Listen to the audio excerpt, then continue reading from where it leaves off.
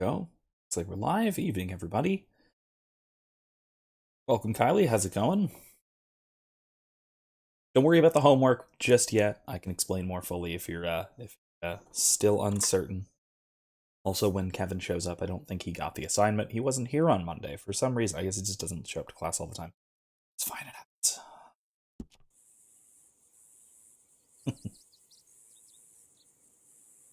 Well, my coffee's very hot today. Holy crap! All right. So yeah, like I said, we'll talk about that a little more. So that is one of the things that is coming up soon in the channel.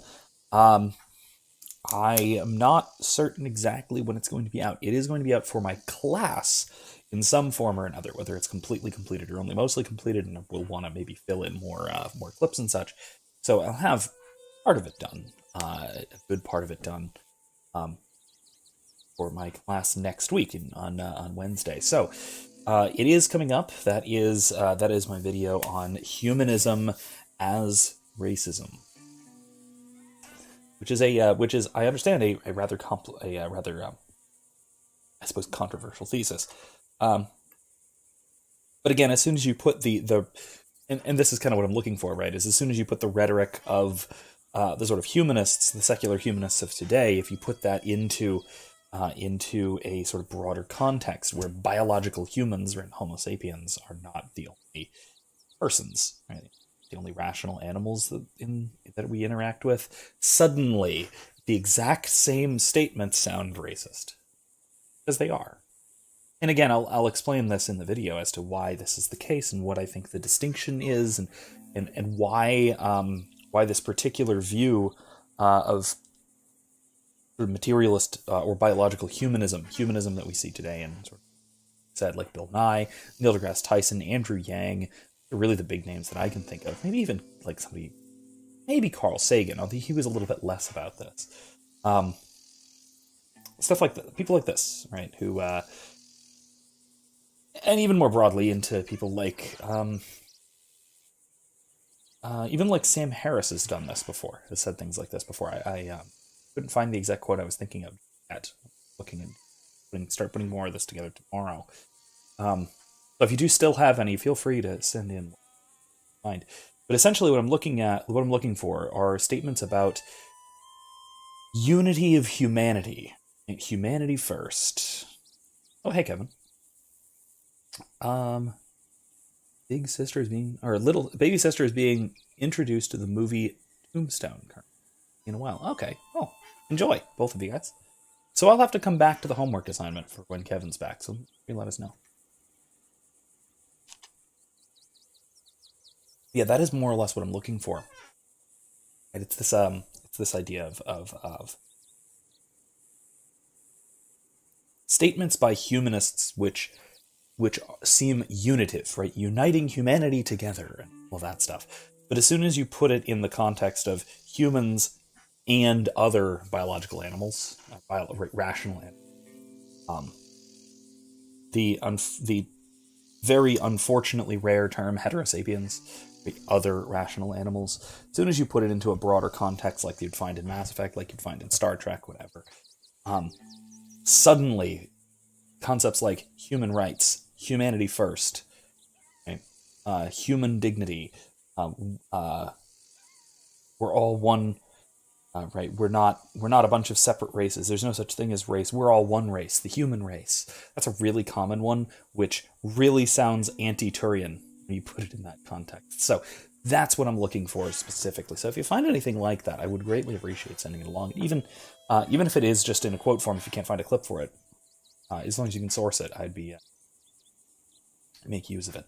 So that's one of the things, like I said, that is coming up that may be out and available within the next week or so. I'm not going to make any promises on that because of other things we have scheduled that I'm going to hold off on and talk about a while later.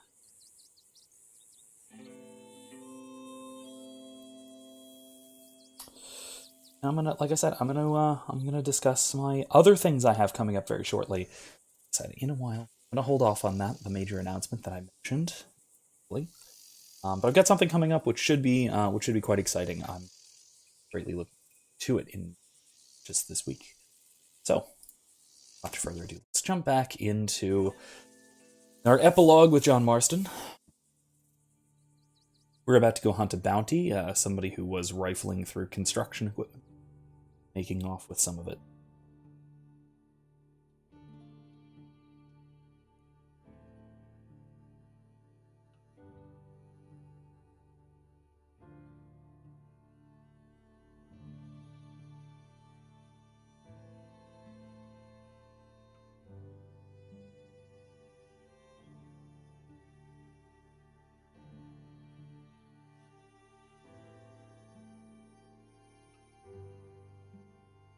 Oh, and then, of course, as promised, I think I am going to, we're gonna go hunt down the vampire Saint Denis.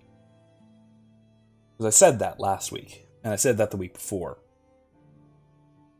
So I think it's about time we did it. We did hunt it down, so let's definitely do that. We'll see what else we can find, if there are other little side things that happen along the way. I certainly don't plan on finishing the main story tonight. We still have plenty more stuff to do.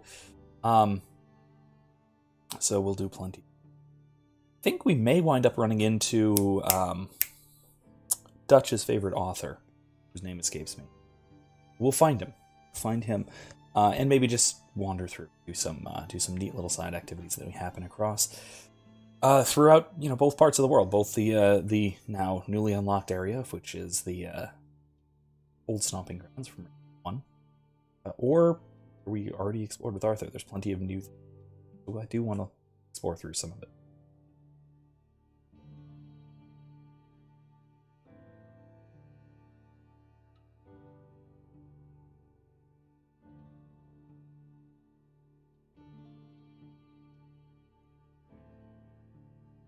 And still a absolutely delightful piece of coffee. So it's become almost a tradition for Red Dead. My Australian coffee stuff.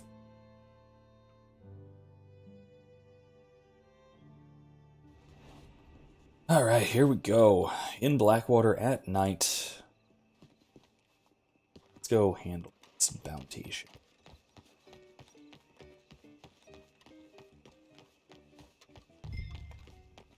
Herman Zizendorf. Wanted alive. Oh, alive. All right, well, let's get the rope out.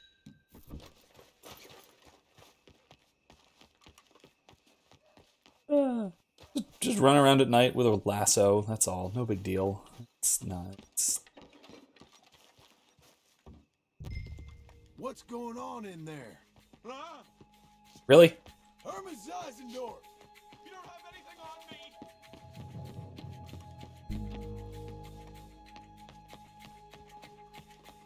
About to have a lasso on you.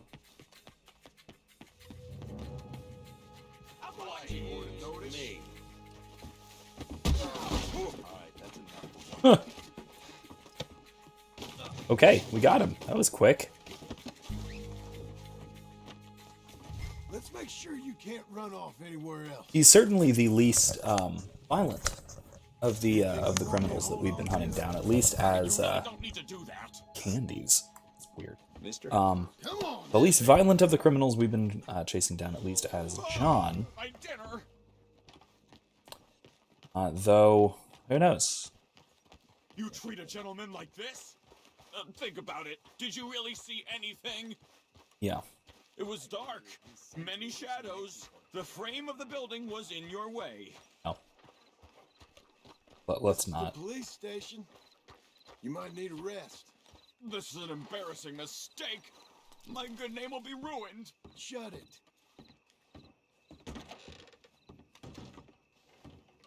Caught this one dead to rights, didn't I, Mr. Zizendorf? Mr. Chief, I took a wander through construction. It's a mistake. Enough of you. Put that German in the cage. Innocent until proven. Quiet. All right. Well, he's I mean, he's a petty thief, but he's an annoying one. So I suppose yeah, he annoyed people enough to get a bounty on him. So there's that. There. Settle in.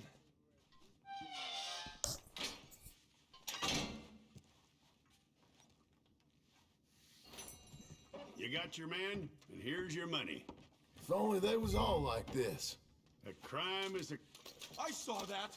You were paid to get Save. testimony. This won't hold up in court. All right then. Anything The else? evidence is purely circumstantial. Herman, will you quiet yourself? Talk to you? Nope. All right. Well, guess that's it. Let's go and I shall be vindicated in the courts. Mark me, sir. horse. For the judge. Let's head towards Zandani. Yeah. Okay. Definitely gonna have to go. Kill us a vampire. That's a vampire at the very least. Anything else on the... There was some other things, but... We need to go to... Back here? I think.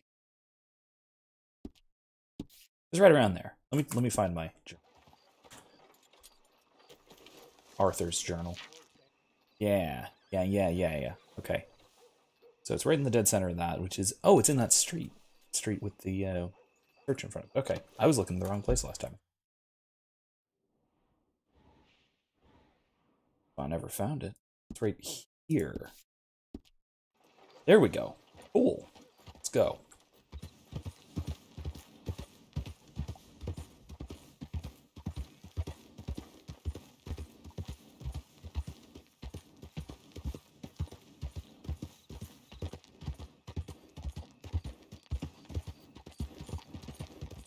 You're coming on, girl. Oh, wait. Let's brush our horse, too. There, girl. Come on.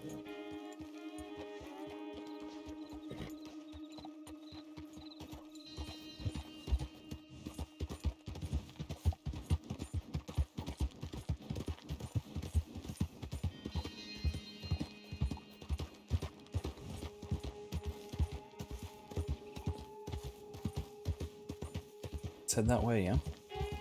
And we'll see also what other interesting things we might run into. Easy now, Mister Buddy.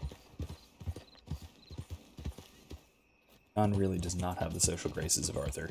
And that's not saying much. Arthur did not have much in terms of social graces.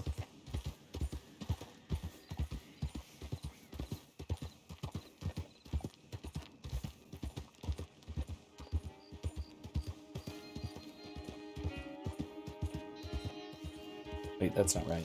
What's this now?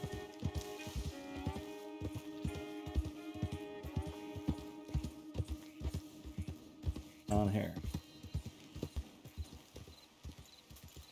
Hello there. Hey there.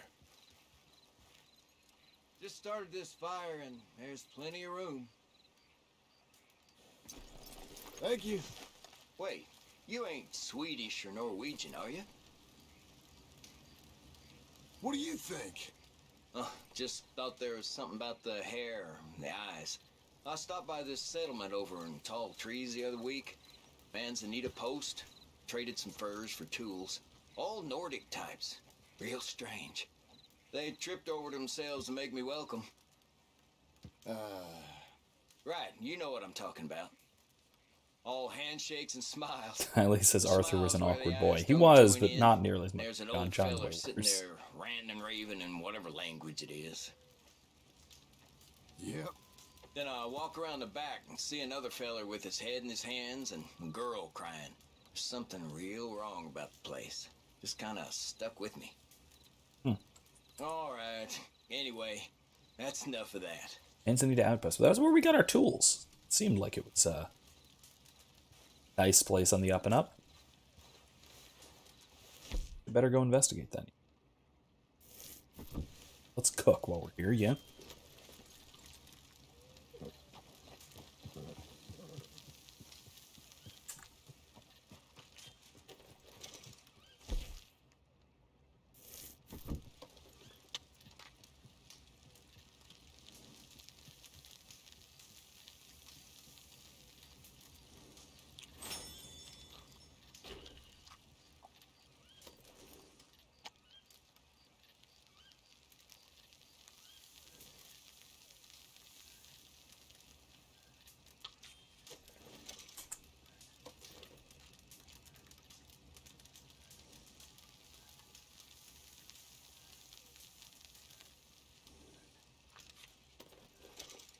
highly in particular, seeing as you've been in my philosophy of religion class before, about how much of the Anselm three philosophical dialogues do you remember? So on freedom of choice, and then on the fall of the devil. First of all, I forget how much we even went over in your class. Then further, I'm not sure how much you remember of it because it was sort of at the end. It was sort of the tail end of the class, which about what we're on now, and it is, as I've said before, some of my favorite prose philosophy there is. So it is a wonderful series of dialogues exploring freedom, free will, free choice, and its effect on the fall, on salvation, on all of this, all of these otherwise very, very complicated subjects. Very well done. Also, something that I would eventually like to record, just a read of, basically an thing. Something I'd certainly like to do. My only real question on that, whether I ought to, because it's a dialogue between student. The real question is whether I would to do the teacher and have a student, presumably a student of mine, or at least somebody, read for the student, the questions part, or if I can or should look into my own professor who happens to have translated the work, see if we can sort of work together. Might be worth doing. I'll see. Regardless, I really do like the work. I'm wondering if it's there isn't the issue is there isn't too much of it that it's directly relevant to Red Dead. Although there are some fascinating issues of redemption and the possibility of redemption, how that can work, and all of that, which are of course addressed in which are addressed in dialogues, particularly the third in Fall of the Devil, in how one could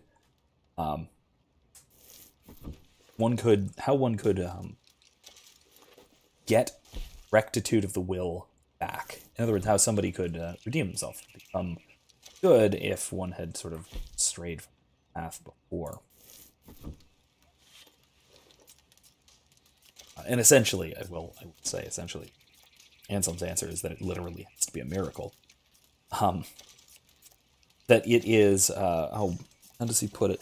Actually, this is the book, which is, again, one of my favorites. I love this book. How does he say it? How someone who sins is a slave to sin, and that it is a greater miracle when God restores rectitude to someone who abandons it than when he restores life to a dead person.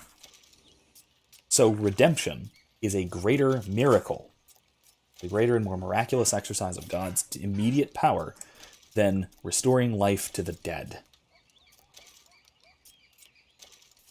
So, I mean, I think, a big deal. And I mean, this goes deep into the into sort of the Western philosophical tradition, not just Christianity. It's not the only place you'll find this idea. At least part of this idea, right? The idea that that one's life is less important than one's virtue. This is where we get things like Socrates' admonition that it's better to be, it is better to suffer injustice than to commit. Committing injustice is abandoning, to use Anselm's terms, rectitude of the will, right? You're making yourself worse in the most relevant sense. To use something like Plato's terms, you are harming yourself in a greater way than even taking life would be. By committing injustice, by doing something wrong that one ought not to do. It's the reason that Anselm says that it's a greater miracle. Oh no. Else you can talk about there for a bit too. The I think the chat may have skipped. Did you say anything between Arthur being awkward boy and the Play-Doh paper? Because my chat may have not have updated properly. As it happens sometimes, as you know. Anyway, as I was saying, right, I think that, Anselm's rationale here is that your life is something you are going to lose. You have no control over whether you're going to lose life or not. It's going to happen. Death is inevitable. We're all going to die. Memento mori. Remember that you die. Very important. And, you will. It's inevitable. We're not going to last forever. Death is just something that will inevitably come for us. Whereas, by contrast, doing injustice or the abandoning rectitude of the will is not something that must happen to us. It's something that we have to consciously choose. It's something that we can avoid if we choose to. Because we can avoid it, unlike death, death is something we could avoid. If we can't avoid death, right, that means it's not something that we could never lose. So it is impossible to never lose one's life. And its death is inevitable. Whereas, by contrast, it is entirely possible to never lose rectitude of the will. In other words, you can always, if you choose to, and if you in proper will, you can stay righteous forever. There is no necessity. And so by the ability to stay righteous and to remain righteous forever, for God to restore that which could be held on to forever is a greater miracle than restoring something which well, we're going to lose anyway. So gives it back. Does that make sense? I mean, I can read his explanation directly, if that was unclear.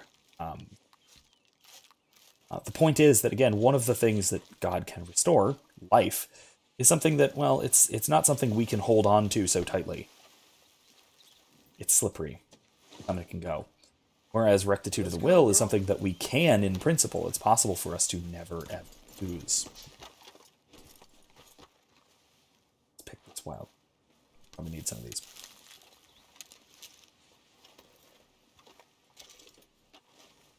So, Kylie says, an update on my Play-Doh paper. I'm starting over. I hate when that happens, but I try and warn my students that it can totally happen. And ideally, it should happen early on, but sometimes I have that luxury. And Come on, lady. you get almost done with a paper and you realize that, oh, this was wrong from the start. Then you have to start over entirely. That can be really rough.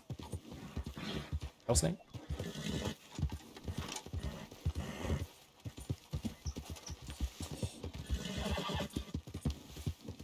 So I'm interested. What direction are you taking this from now? Changing things around, or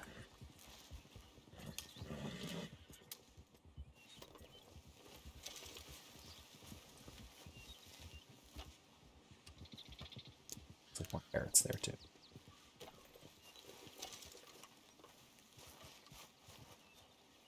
Carrots. The whole thing's due next Sunday, so I mean it could be worse. Next Sunday, not meaning this coming Sunday, but the following one. So you have over a week. If you've had over a week, it's doable. That's not impossible. If it's due this coming Sunday, that can be crunch. That can be a little bit.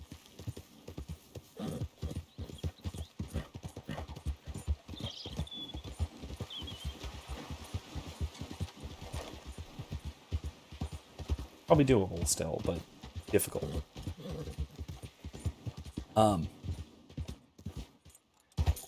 I am curious as to see how it's going now. Having started over, changes and what new direction you're taking it. Because correct me if I'm getting this wrong, if I'm misremembering.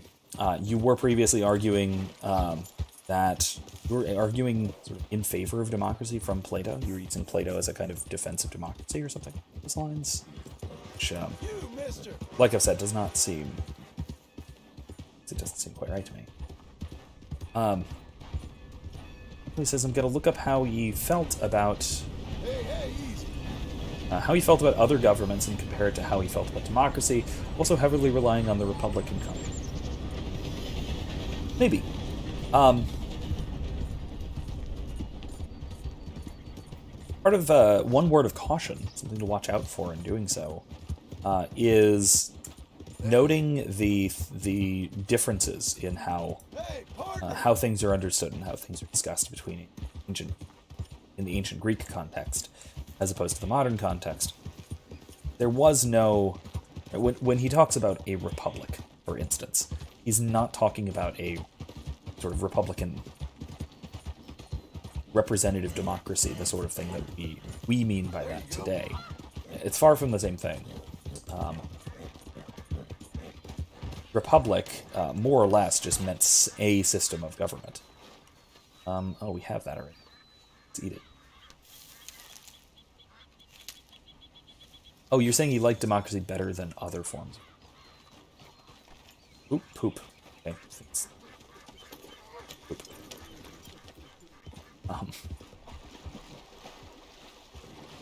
Oh, those are ducks. Get one. Here's one thing I'm good at. Oh. Here I am.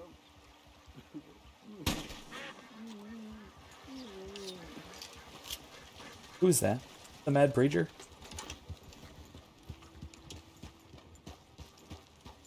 It's one I heard about my left side, but...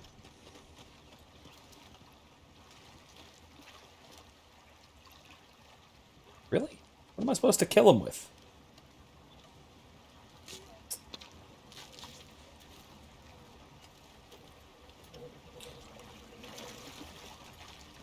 Please, I got the stones.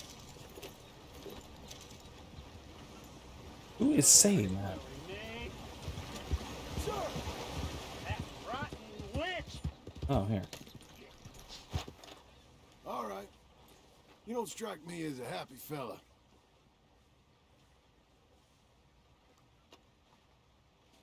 Making my life a misery, day and night. All those years, chasing her. Well, she didn't want nothing to do with me. Oh, no. This is the guy Arthur told to pursue his dream She girl. finally says yes. Uh-oh. What a mistake that was! Oh, no. Oh, no. What have we done? Should have never rushed to get that ring on your finger, Lily May. Uh-oh. Never known a more evil woman. It's woman problems, right? Might be better you spoke to the lady. You know, you remind me of a feller I talked to years ago. I was slinging these pebbles then, too. Feller told me to be a good man and the wife come. Bastard ruined my life. Damn. Whoops. Listen, partner. I'm hardly one to give marriage advice, but it's better if you stick to it. Can't make things worse, I suppose. See you, mister. Maybe you can, but we'll see. Maybe things will turn out a little bit for the better, you know? Probably not. But we will see. I need to find where the hell I put my Carcano rifle. My favorite rifle is missing. I'm a little peeved. Back to the demon. Oh, partner! Hello. So Kylie says, I've got a paper due Sunday the 15th, and the democracy paper is due the Sunday after. Okay, well that's at least a reasonable time frame to be starting over if you need to. I mean, it's not ideal, obviously, but it'll do. It'll do okay. You can get it done. As to the question of democracy in particular, right? Plato preferring democracy to other forms of government, I think is 1,500 word. Oh, that's, I mean, I know it's rich coming from me. Hey, partner! 1,500 words is nothing when it comes, nothing for me. But again, I've been an academic. I've been a professional academic for 10 years. So at this stage, 1,500 words isn't much, but I can see how that would be daunting. So I don't want to minimize it. Anyway, yeah. So hopefully, I mean, other than talking about it and going over some things, I can of course sincerely wish you luck. Hang in there, girl. Good girl. Is it true? I'm gonna be terrified when I have to write a dissertation. Yes. That's, I think, the correct response, honestly.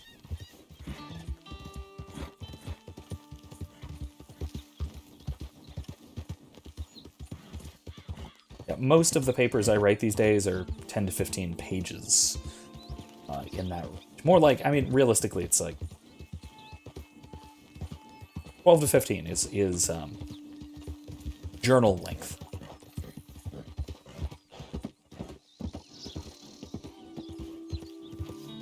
So that is a sort of reasonable length that one should expect at the sort of the professional level of academia once you're grad school and beyond.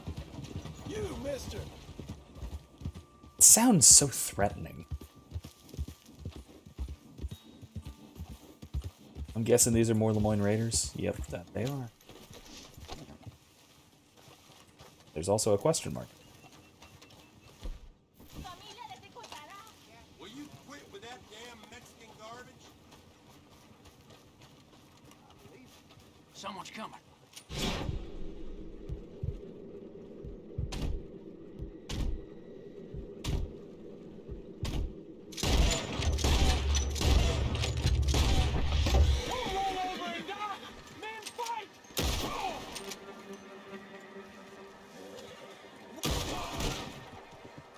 Peace and quiet. Where'd the lady go?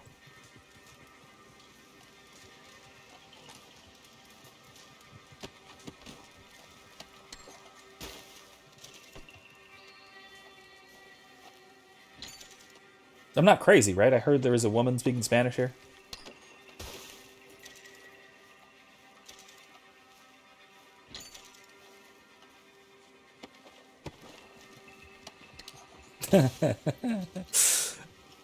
Kelly says that her mom says that I'm bragging. Really depends on the topic and how much I can ramble about the topic. If I'm really passionate about the topic, I can write 10, 15 pages easy. That is true. Oh, come on.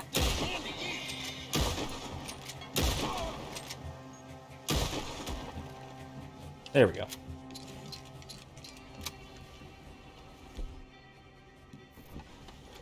All right. Well, that was fun. It is true. The topic matters. Even the discipline matters. There are certain sort of certain subjects, for lack of a better term, disciplines, if you want, that expect much longer papers than shorter. And yeah, like I'm saying, like once you get a good topic and you get the right topic and you know where your research is and you've gotten to that stage and you know what you're doing and you know how to research it, 10 to 15 pages does not seem like very much. And then you read it back and it takes you, well over a half an hour to actually just read the thing end to end, and then you realize, wow, okay, I read a lot here. That is usually I'm getting to the point where, one, I just really like to burn down Lemoyne Raider camps. But more relevantly, I'm getting to the point where yes, I have I still tend to write more concisely, and so I have a little bit of trouble reaching word count requirements when I have to, but at this point, I'm like I said, I'm more or less used to writing in the 10 to 15. And it's really about how you approach it, like I said.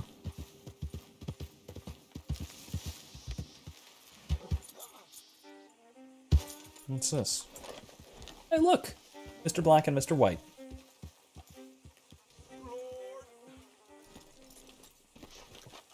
Uh-oh. They're dying again. Hey, mister. Oh, hey, friend.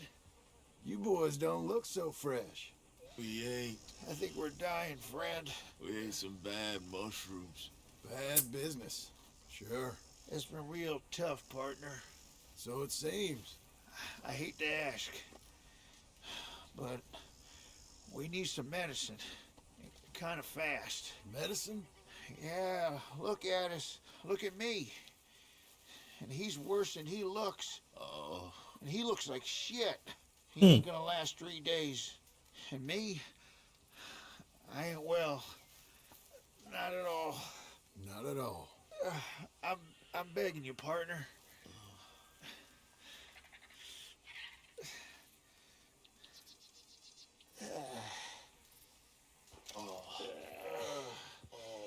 Why? I told you you'd help us. I told you, did I? You did. You told me. You told me a lot of things. We're gonna be all right, buddy. Are we? Well, physically. Drink this. I'll give it to Black first. No. Give it to Whitey. No. You... Drink this. Take Shut it. up.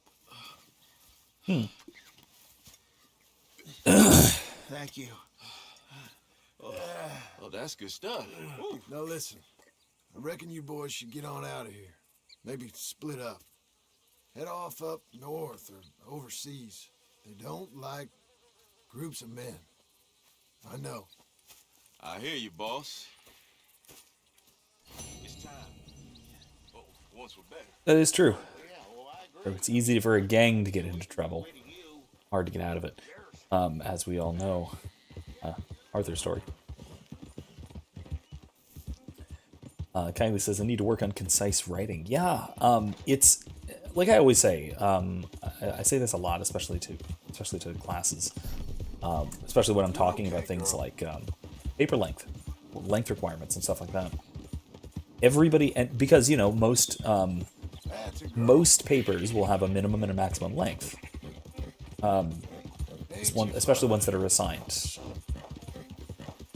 for class and that sort of thing. And I always say that, everybody has one of two problems.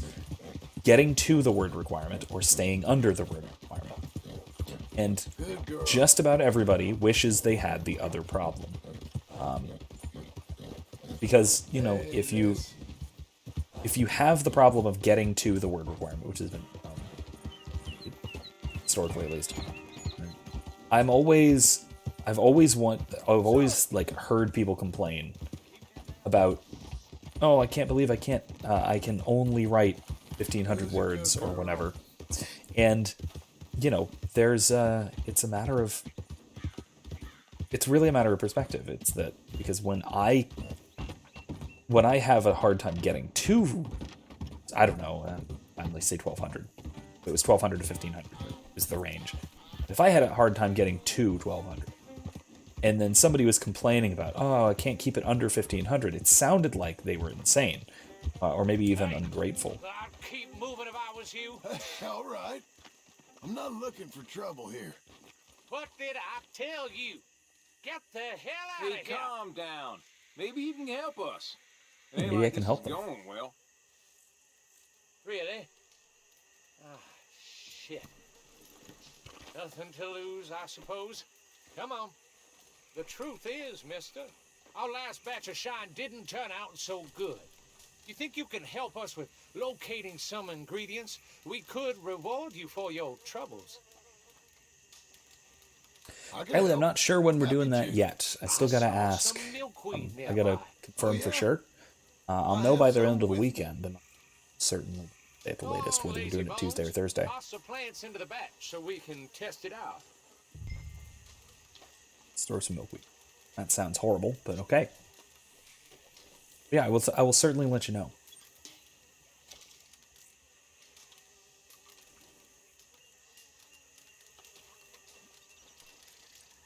All right. I'm gonna give this a taste. There's no way in hell it would pass, but whatever, who cares?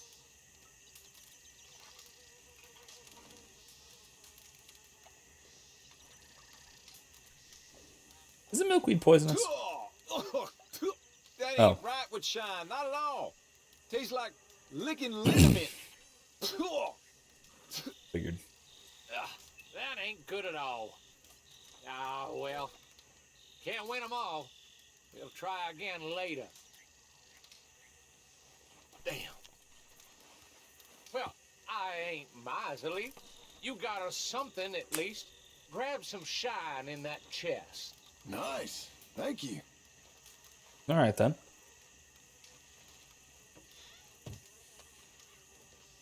Grab one.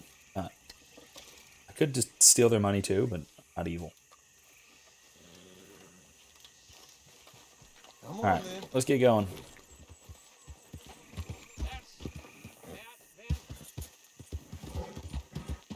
Nice, Billy. All right. Ducks. Something. Grits. Hard to tell. Fog. House. Easy. It's up here.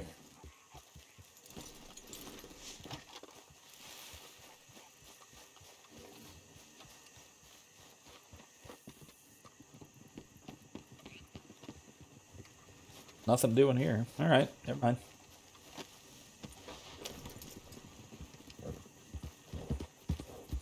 So,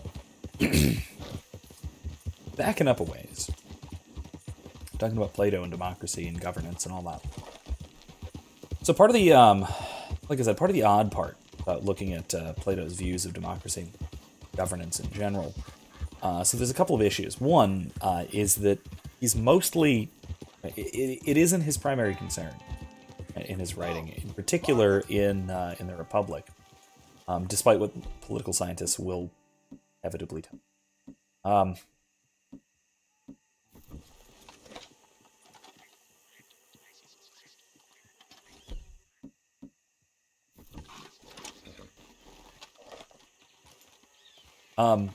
Political scientists want everything to be about their subject, and so they make the assumption that the book titled "On the Public Thing," Republic, is about politics, because a lot of it he's talking about building the city, and of course there's a problem with that, which is that he repeatedly says that this is not a blueprint for a perfect city, and that it could not be made.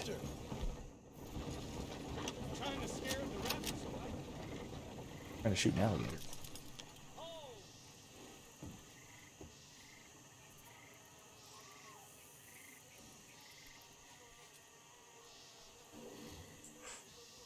Well, I can't get a good headshot on that one, so let's put this away. Move on. So that's one problem, and it is a fairly large one. But if you do want to sort of try and read politics into the Republic, even still, it is a little bit difficult to do so, because the political frameworks, I guess I should say, that Plato lines out are not exactly. They're not the kind of political frameworks that we would be considering today, primarily because they're not procedural so much as they are. They're not procedural, and they're also not really concerned with legal systems or the minutia of governance. They're far more concerned with who rules for the sake of whom, or for the sake of what. So, going from the best form of government, which he calls the aristocracy, is rule by the best and most virtuous for the sake of the city as a whole, for the city as such, for the unity of the city and the flourishing of the city and all of that stuff. Which doesn't really map onto anything that we would think about in our contemporary politics. Our contemporary politics, we think more in terms of what is the legal system, what is the system of appointing leaders, what is our system of power, how much power does the leader have, none of that is the particular concern of Plato, even in the Laws, which is his actual political text. Even the Laws is, which again, as I've mentioned, I've only read part of. As I understand it, even the Laws, that dialogue is more about the role of the law. Oh, no, not dealing with this guy.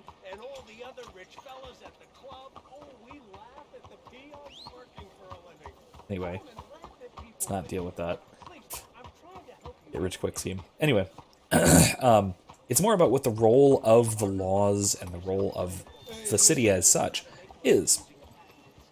That's more of his concern, even in the laws. Hey, partner. And so it doesn't map perfectly onto our way of thinking about politics, Excuse me, ma'am. like we would want it to, like if we're trying to do an analysis like that. Now, it kind of sounds like I'm saying that you just can't talk about Plato's politics, which I don't quite want to say that. I think you can. It's just that you can't really use, our modern categories so much. I don't think I've seen you here before. So, I have. Let me know what you were looking for. Just go through. Let's browse. Ooh, Lamat. I don't have. Oh yeah, I have one. It's expecting me to buy a second one. That's silly. Action, show fields. Oh, that's expensive. Gotten more expensive over the years. Don't have.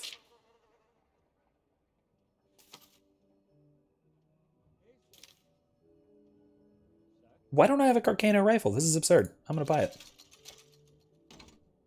This is ridiculous. Alright, fine. Let's customize the damn thing. I have some better quality components if you're looking for the best. Absolutely. Scope. That's a fine firearm. Would you be interested in me changing some of the parts at all? Now let's see if...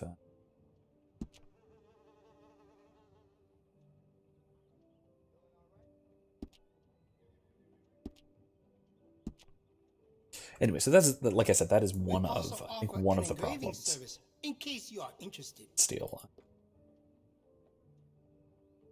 It's gonna want blue steel. All the way through.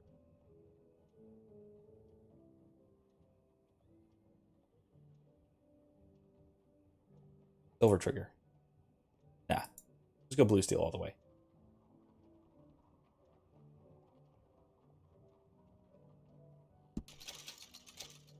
You need any help? Varnish.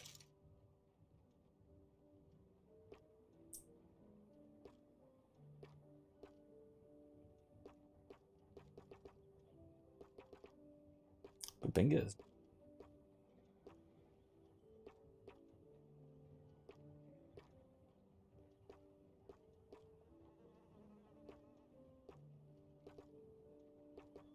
It still feels like the 19th century to me. With mahogany.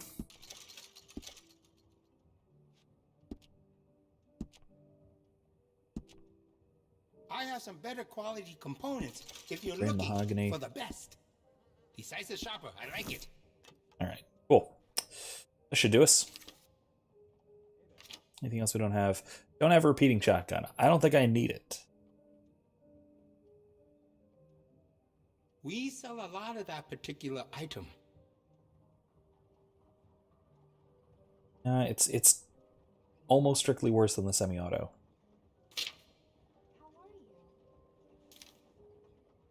I don't actually need it. Oh, you don't mess around.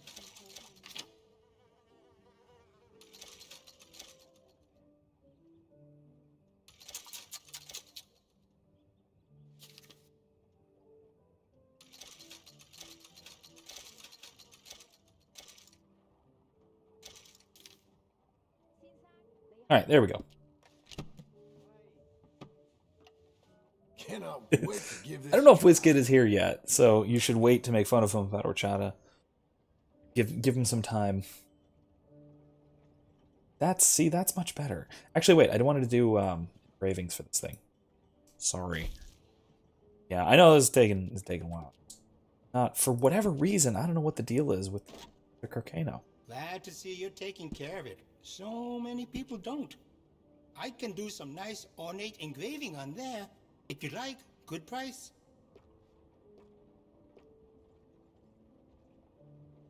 I like that. Nice silver. Alright, wow. Cool. Carving. Buck. Alright, cool. We spent more than half of our money on this, but definitely worth it. Alright, cool. Anyway, so that is one of I think the problems with reading Plato on politics is that his categories are off, right? They're off of what are normally expected.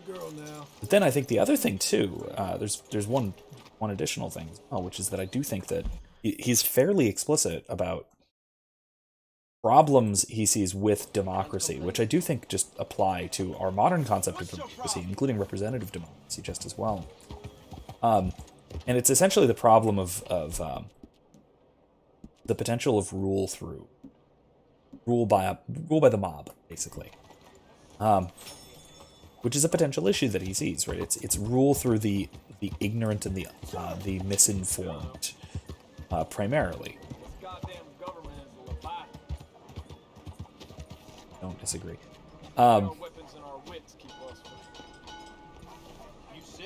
So he actually, so as I've mentioned, and I once again will recommend my lecture, quite a lengthy one, on the sort of decline of the just society from Plato. Why do I have a giant machete? I don't want a giant machete in my knife holster. So, what do you have for me? All right, let's have a look. Sure. Done.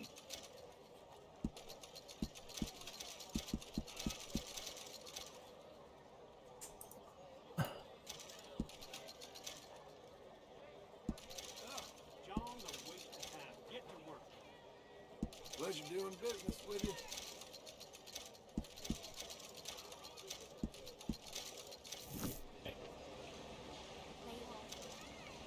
Quality See what I hide can makes buy. the hardiest clothes around. Don't doubt it. Ridiculous. It's nice, but didn't fit John.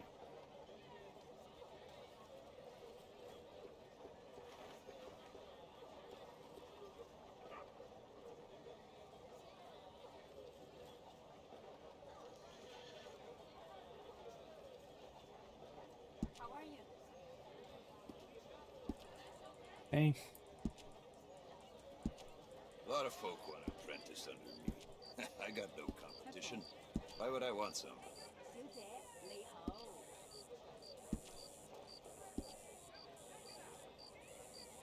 These are very nice. Why? How's life treating you these days? So as I was saying, right, he goes through several of the forms of government that he talks about, right?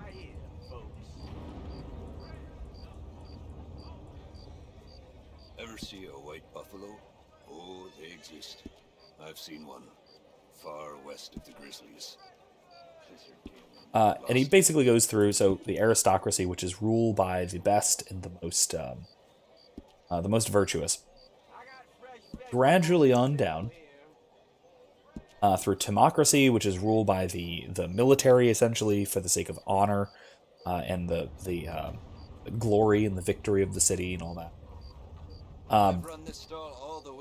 And that will eventually degrade into what he calls to a oligarchy,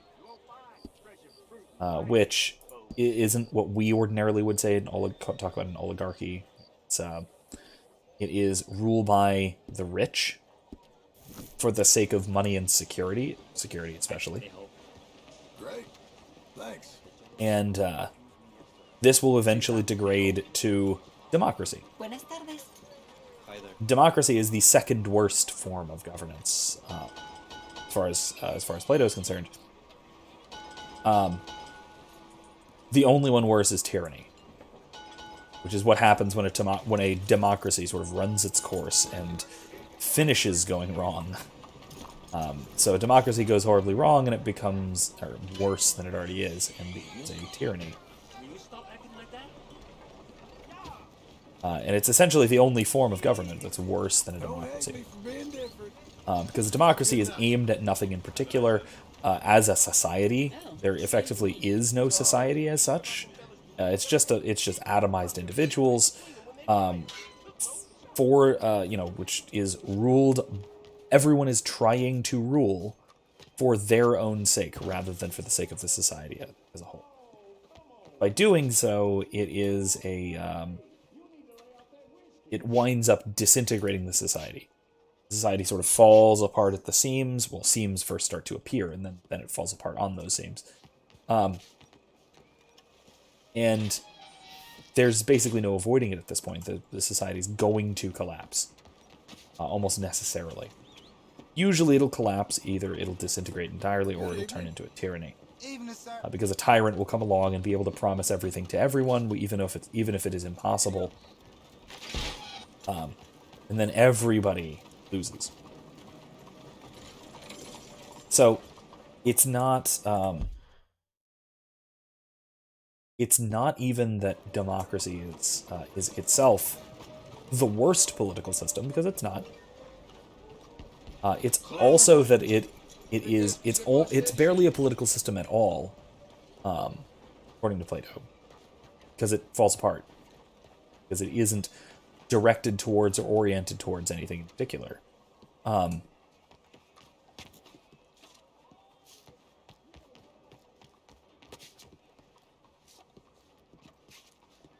thought the vampire was right here. Maybe not yet. Maybe I have to wait till closer to midnight.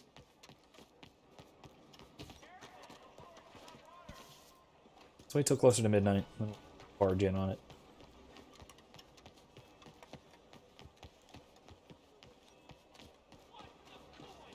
Wait by the church. Probably the best idea. No, we can't. Can't wait inside. Wait till midnight. Hey, partner. Evening. In any case, though,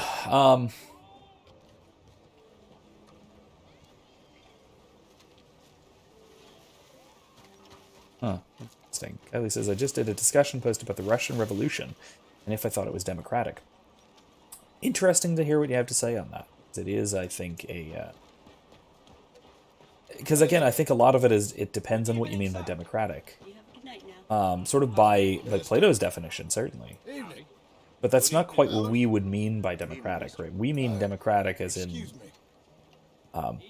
something where power is distributed relatively evenly among everybody. Where everyone sort of is collectively in charge of things, and by that standard, no way was the Russian Revolution democratic. It may have initially began as democratic, but it very, very quickly became the domain of a very, very powerful cadre of elites. And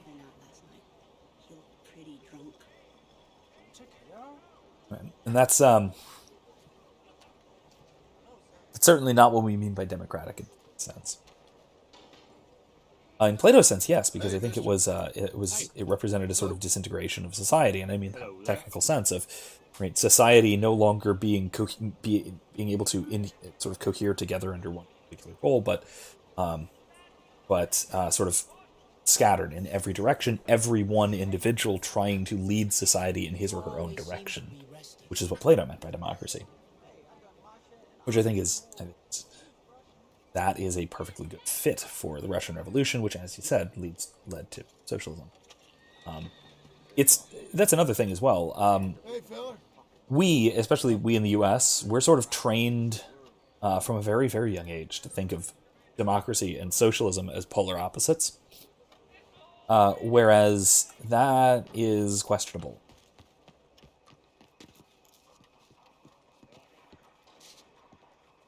What the hell is that vampire? I swear it was here. I need to look at the journal again. Hold on. This is getting silly. Because the church is right here. It's not in the church. Right. It's right there. I'm sure that was the circle part. Yeah, that looks like it, right? That looks like exactly where we're standing. Don't worry, I'll explain once I figure out this frickin' vampire. Maybe it has to be just after.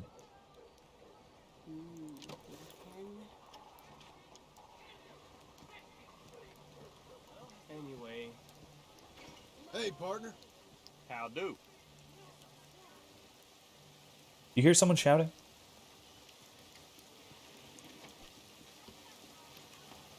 Well, it's exactly midnight, so if it's here, it's here.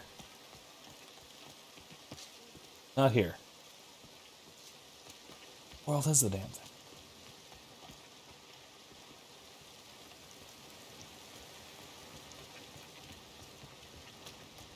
Somebody Google this. Vampire of Saint Denis. Location. Because as per my map, it should be right here.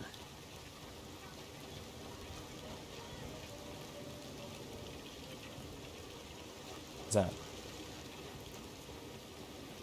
Oh, this is a street lamp. Oh. Somebody look this up. Because we've been waiting around here for the second time for a solid half an hour. Trust me, you want to hear this. Hey, Probably you don't. interested in some quick money? I am talking real quick. Yeah, now, it's too open here, but, follow me. This don't seem right. Hey, you won't know till you know.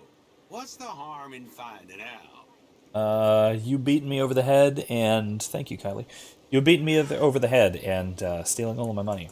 We're not gonna play that. Vampire Easter egg. I'm waiting for. Oh, there is a corpse there. This is it. Okay. Ah.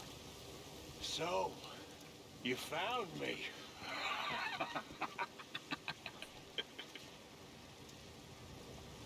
Hey, what are you doing? Stay back for your own sake. I walk with the undead.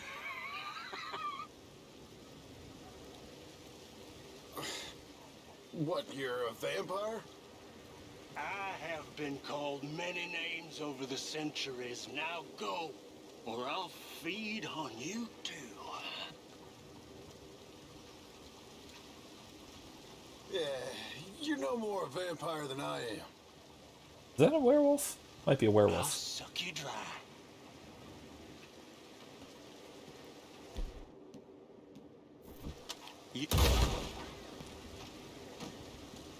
Okay.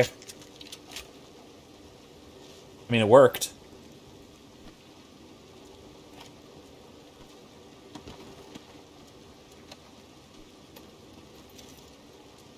That is, pretty definitely. First of all, a creepy ornate dagger. So that's cool. Second of all, he's eating a, that looks like the body or the corpse. Very, wolfy.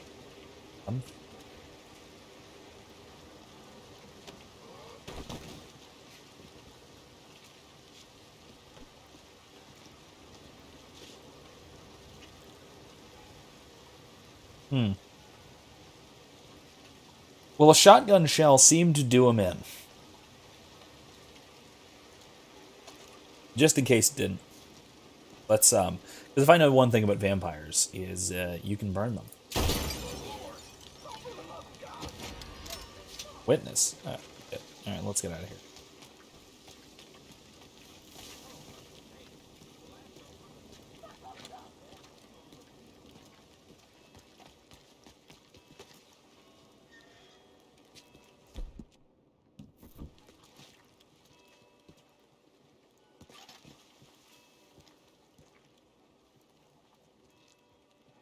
Pretty sure we can just kind of stay here. Burn the body.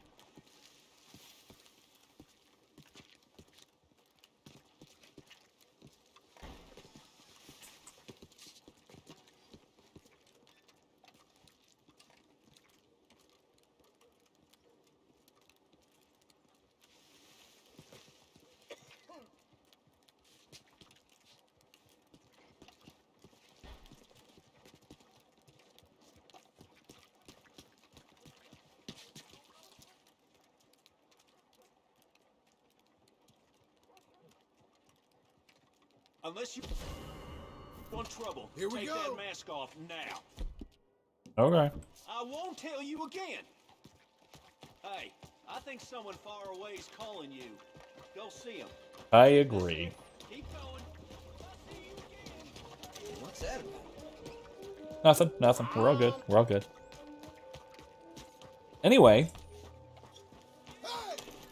I did say, didn't I, that this game takes place in the Buffyverse.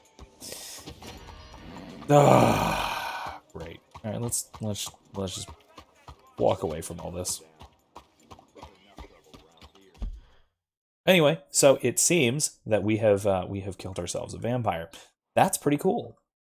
What do we do next? There was some other quest around here somewhere. It wasn't just this one down here. There was an A on the... Nope, it was JM. Alright, well, let's, Buddy! Hello. another thing or two around, so let's go, out to the north.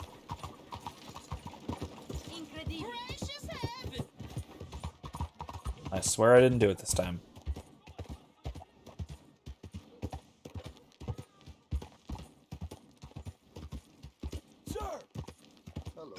Alright, so let's head out. We have taken care of the vampire of Saint Denis. And burned the body, as one ought to do. When it comes to vampires. Hang in there, girl.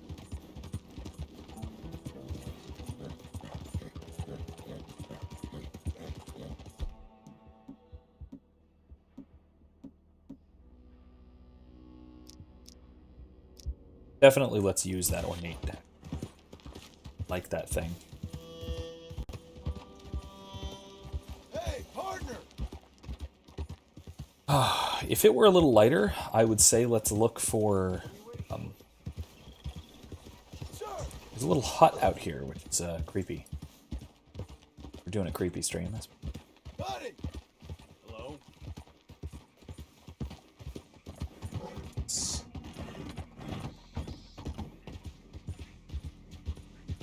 I'm just assuming Buffy the Vampire Slayer rules. In which case burning does the trick. Burning does it, sunlight does it. So presuming if, so long as the thing is still there once the sun comes up, problem will be solved. Darn it.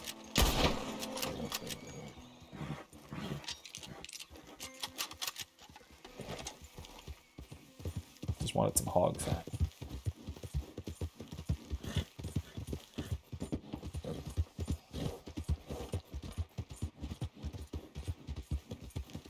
Supernatural does rely a lot on salt, doesn't it? Doing okay, girl. Beheading, yep, beheading is another one. Then stake through the heart. I don't know. I don't actually know. Does Supernatural do the whole stake through the heart, pins them in place and paralyzes them, or does it do the dust thing? Oh, they're swans. Okay, I shouldn't have gone into the water. There's alligators in this water. Several. Whoa, none of that. Oh, come on, go. Let's just go. Come on. Yep, I know there's alligators. They don't like us here. They don't want us here. Do not want us here. Let's go.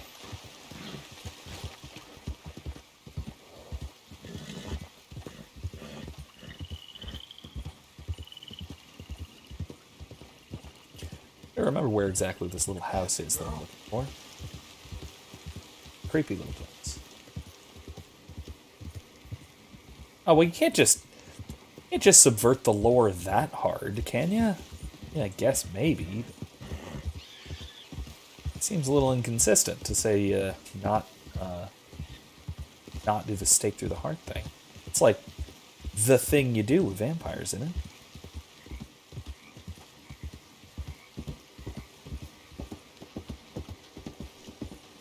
No, I know. More traditionally, the whole stake through the heart thing, it doesn't kill them outright. But what it does is it pins them into their grave site, their grave, right? So they can't rise. What's that? Oh, legendary animal. Let's do a hunt. I don't remember what it was. It's an alligator, right? That means the bolt-action rifle will do the job. Yeah, well...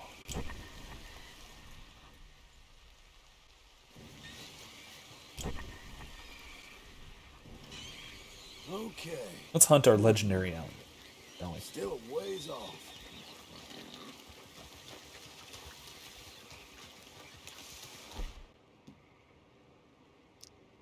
Some slugs in there.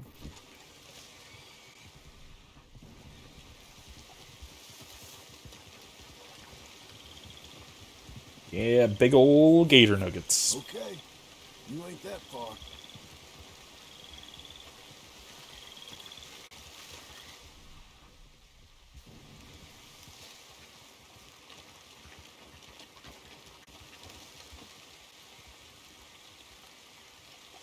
I reckon we're near. Oh, I see it. Oh, it's an albino too. Look at that monster.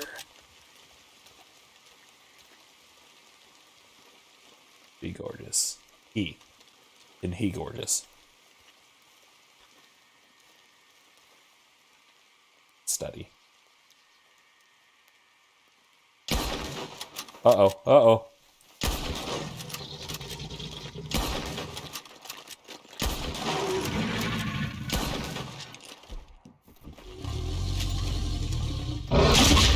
Oh. Okay. Interesting. That is actually very, very realistic. 5 high-caliber, high-powered rifle shots directly to the head are not going to stop an alligator that large. Ooh! I don't know what will. Oh my god. I genuinely don't know what will kill an alligator that... What happened to my weapons?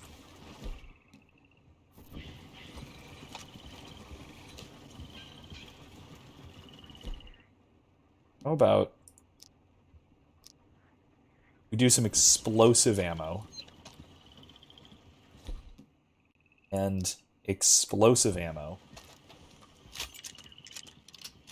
should do it. Do I have any I don't have any explosive ammo. Slip one will have to do for that, but hope we don't need it. Alright, let's see if we can find this trail again. Or is it right there? Is that it? Oh, it's too small.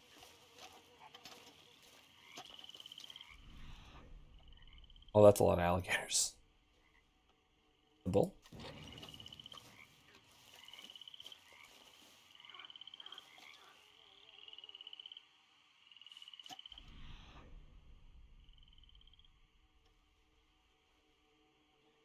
Oh, there.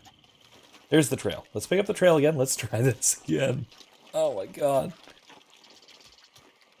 Yeah, that is a huge alligator. That was at least 20 feet.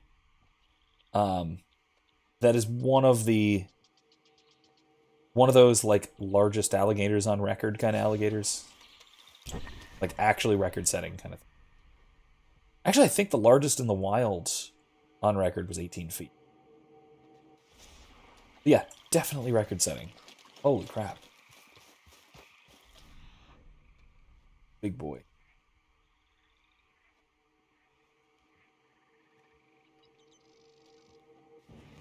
Am I out of its area or did it leave? Oh, I'm leaving its area. Okay, I need to go back up north. Let's see what this is first. Oh, bull rush.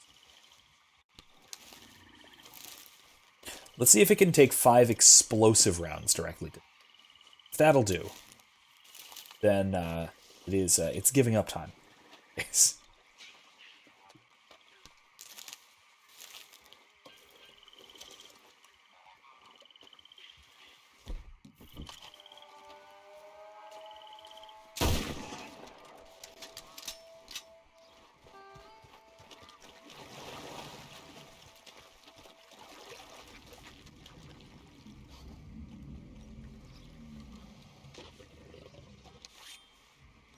Yeah, I really want those gator nuggets. Let's keep trying here. There are a lot of alligators around us, though. I'll say that much. Cool.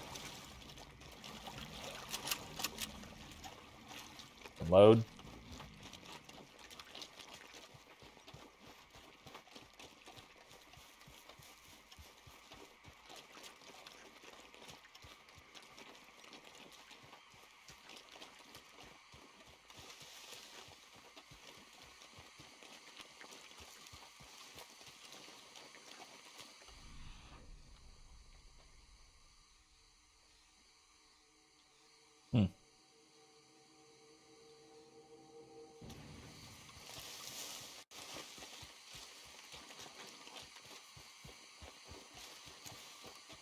Yeah, okay, this is now I want gator nuggets. Yeah, I could go for that. That sounds like a good one. Sounds like a good plan.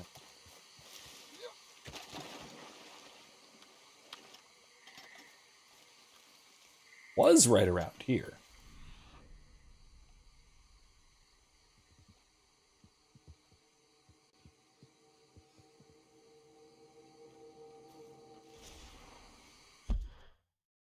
Too far north.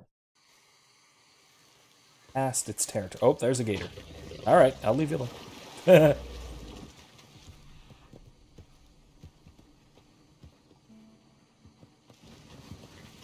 Excuse me. I'm hunting.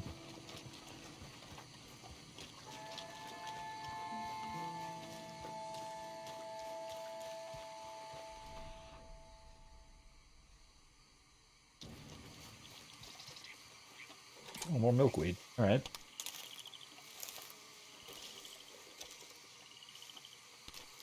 I'm here looking for, but okay.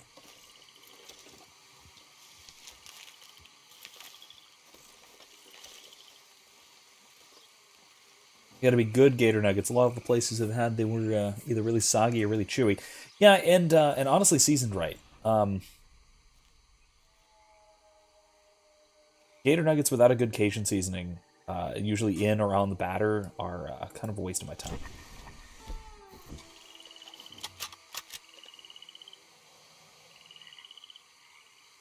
Subtle. It's got to be subtle because it can't overpower the meat, but you got to have something. Just a kind of plain cornmeal batter kind of thing isn't going to cut it. Or even like a beer batter. Beer batter's probably even more of a danger. Overpowering it. But kind of overpowering it with blah.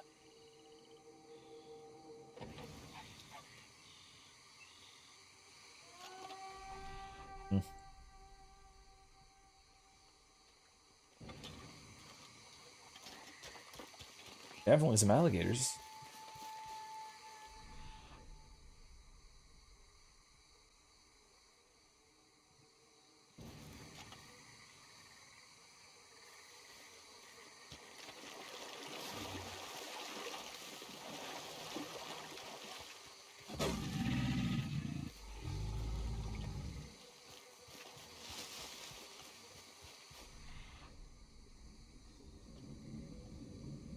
There's a lot of alligators.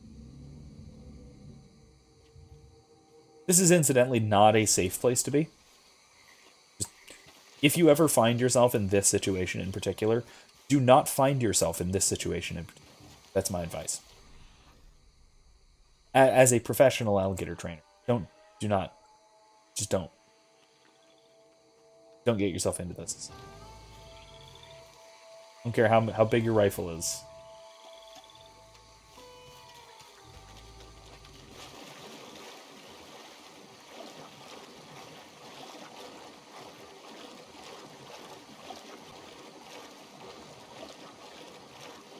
Yeah, alligator that size, I would honestly be surprised if a 50 cal took it down. At least not in one shot.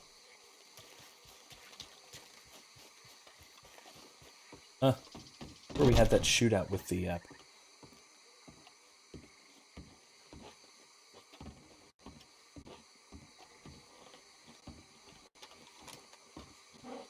Nope. Oh. I do need.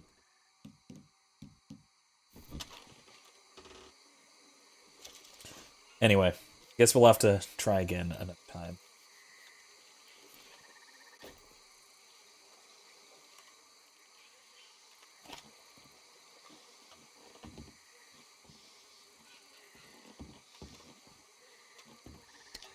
Yes, we'll have to try again another time, I suppose. Which happens, that's okay.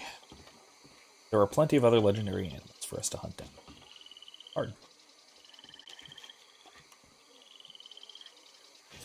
Yeah, I'm a big fan of Cajun cooking. Even just sort of Cajun seasoned ordinary things. What was this? This had to have belonged to one of the gang, right? We're the last people here.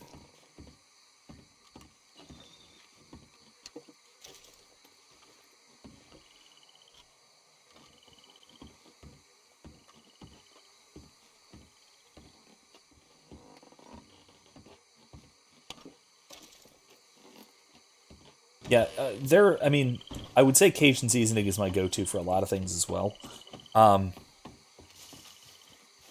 But despite the argument I've had about this, mostly both on stream and now in class and in various other places at D&D, and anywhere anyone will listen to me, one of my sort of go-to flavors is it's teriyaki or soy sauce.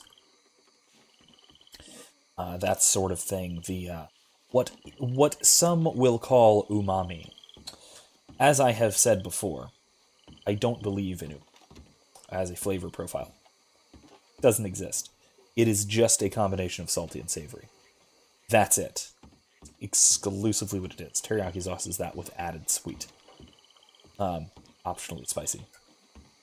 Yeah, spicy. Yeah, that's it. It's not... Umami is not its own thing. It does not exist as a unique individual flavor profile in the same way that the Big Five do. Because you got salty, savory, sweet... Salty, savory, sweet, spicy, bitter. Okay? Yeah, those are the five. Each of which exists independently of the others, and you can't put sort of one... You can't describe any one of them as a combination of just two of the others. Umami, the legendary and alleged sixth primary flavor, is literally just a combination of... This is it. Either that or it's the little church.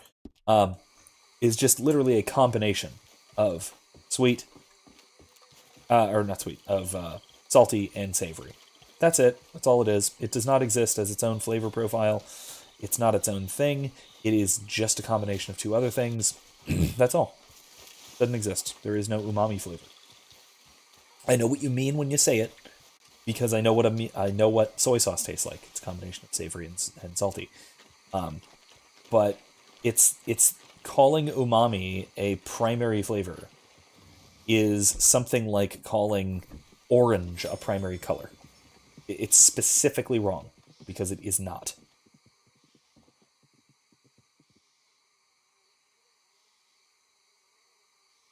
Cool. Shrunken Church.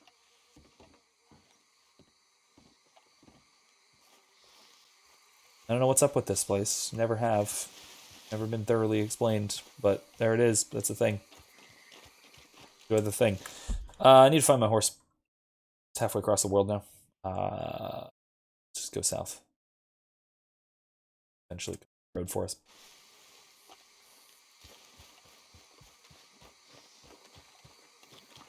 Trying to find this creepy little house in the bayou somewhere.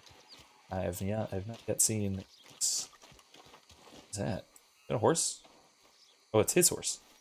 Okay.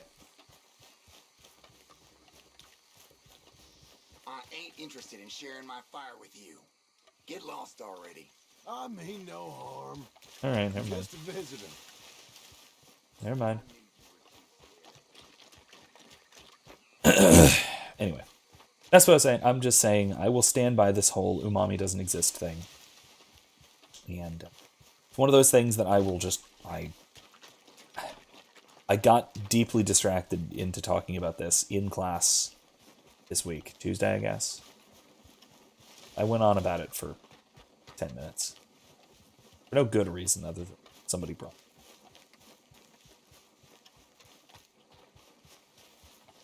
I have to defend this seemingly bizarre claim. Also, it seems like umami being its own flavor, like being called its own flavor, is a relatively new phenomenon anyway. And you all know how I am with novelties, things that appear to be sort of new fads that just sort of pop up. And nah, not into it. Not into it. Where's WizKid? I wanna bully him about horchata. I don't even know what the horchata thing was about. That was while I wasn't seeing the chat going. So I'll have to trust you guys that it was funny. I'm going to switch. I'm going to take out my explosive rounds so I don't, accidentally blow something up that I did not intend to blow up.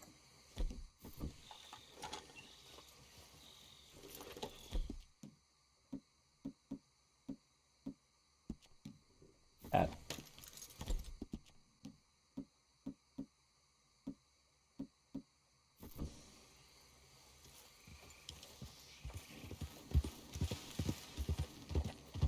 Well, let's go back west. Let's head back to the homestead, do an actual mission or two. See what's up.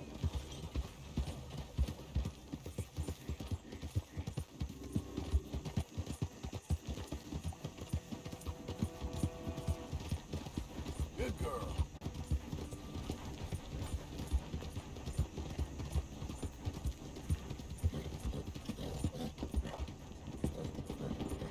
You, mister.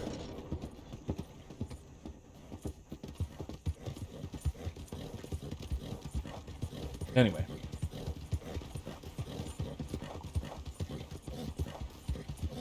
If I can just break their fence a little bit. Cut on through. This is Gray Manor, isn't it? Gallagher Hall. Nope. Yeah, this is the Greys.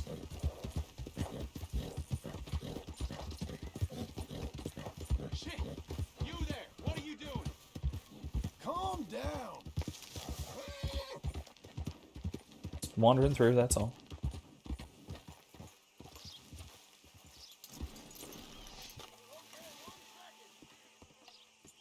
Oh. Bye. Uh-oh. You're dead! You son of a bitch! You're gonna die here! What in the hell? You're a good driller. You're okay. You're okay.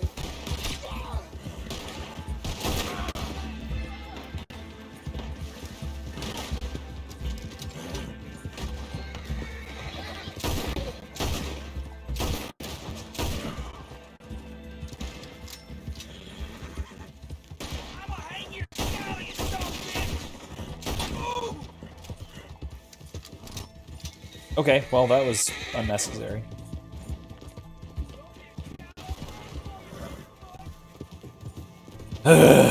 That was unnecessary.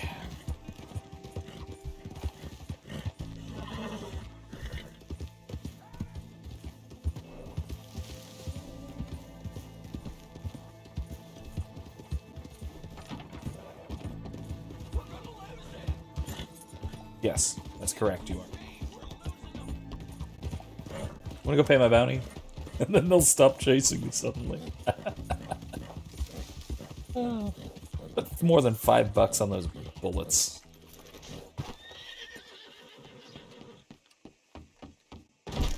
Great Scott. What's happening here? You on the run? You want to be careful there, my friend. Christ! That's it. Get out! Relax, friend.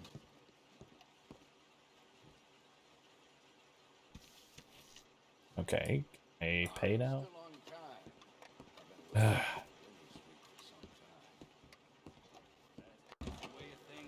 Oh, I have a letter? Oh, I have a letter. How to stop by. Something else? Got some bills to pay, huh? Yeah, yeah. Okay. I had a letter. Thank Oh, you. guess not.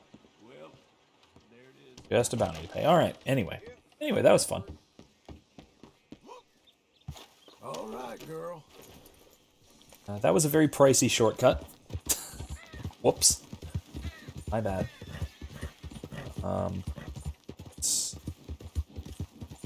To the fence. Fence. Some stuff to fence.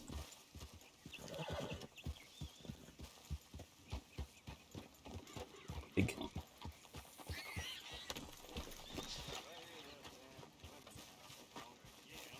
Welcome, mister. First time to my shop? If you need bait, I got it. Weapons, I got it. Deeds, I got it. You just better have the right price for me. Got it? All right, then. Better be good. You got a decent eye for these things by the looks of it. Ain't this special, huh?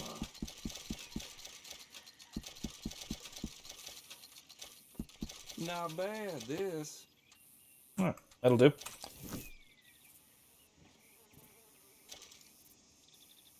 Oh, yeah.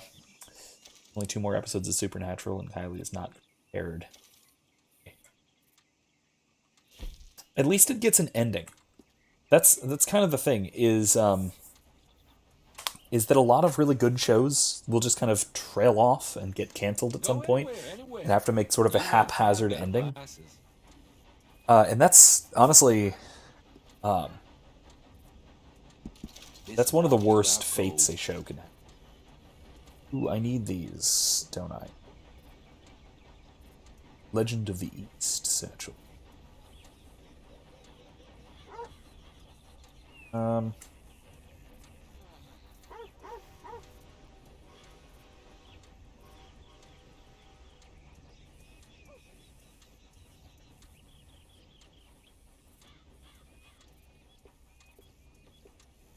think I have to have all of them in order to get the Legend of the East. So. Good then. Overpriced, but we got it.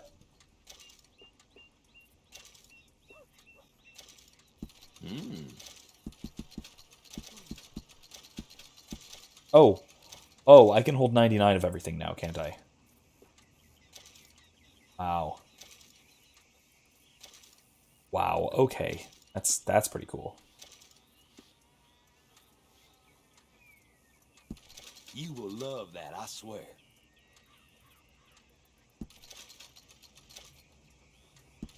Really, you won't regret it. Oh god, I'm out of money. Okay, I should not have bought all that. Okay, I should definitely not have bought all that.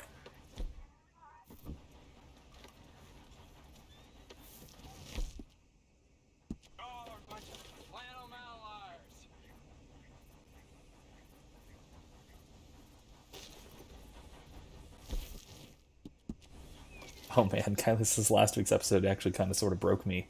I'm sort of terrified of how sad the last 2 will be. Yeah, I could see that.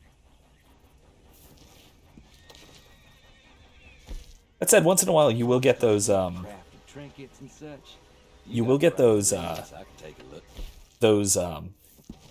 of into the finale kind of things where it's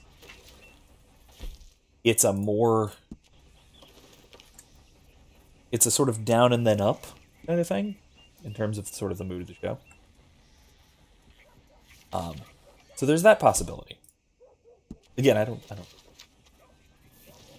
Oh, see, that's also great. That the last episode's supposed to be 2 hours long. That's always a good thing. Have a good one.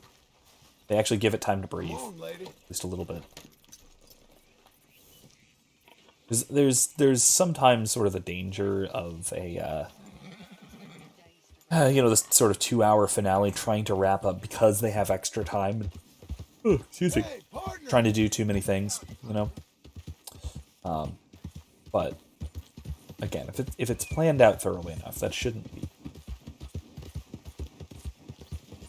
Kylie, how have you still not seen Endgame?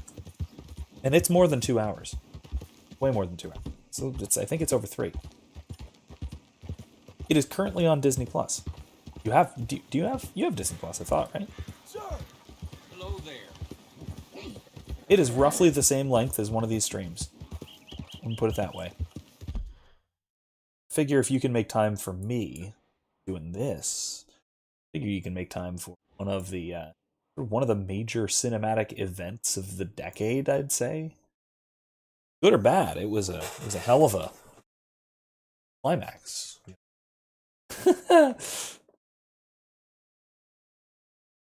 Oh, you're scared because it's one that you're really attached to. That's true, and it's not like the MCU is over. It's just that it's over as we know it, right? There's a significant difference now forward. There has to be.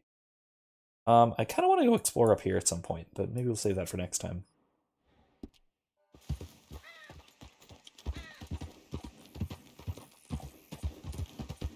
No, I'm just gonna bushwhack through the woods. Why not? Let's stop by our old camp. You'll be okay. Our old camp. Remember when we lived here? This was nice. There's still stuff around here. Oh my gosh. Expecting that. Whoa now. Is that a... Not in it, it's just a box. Man, wow, that's crazy. Guess I can't make you want something you don't. It ain't like that. Life ain't that simple. It's not this life. I know. Huh. I did not realize this. Are there more memories?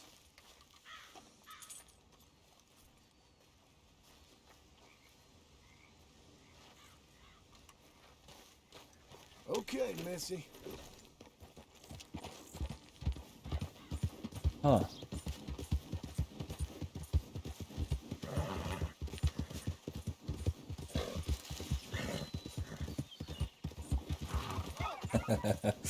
Kylie says I just try to avoid things that make me ugly sob. Ah. That's how you know it's good. That's how you know it's good art. Doll. Seagulls. That's how you know it's good art. In a lot of cases, at least. And then they're not necessarily probably good. Come on then. Yeah, I think there was a lot about Endgame that was just kind of absurd. There were a lot of plot contrivances and things like that, to be fair. But it was a hell of an enjoyable ride, both the ups and the downs. Definitely worth watching. And yes, I know the whole like, oh, but it's ending and that's terrible and it's sad. And, yeah, but still, it's definitely worth it. Should. You really should.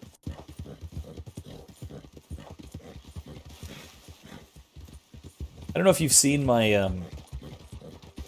Remember, right after it came out, there's a meme trend of Endgame spoilers without any context, where people will just like post unrelated images that if you've seen the movie, you know exactly what it's talking about, but if you haven't seen the movie, it's just utterly mysterious as to what the hell.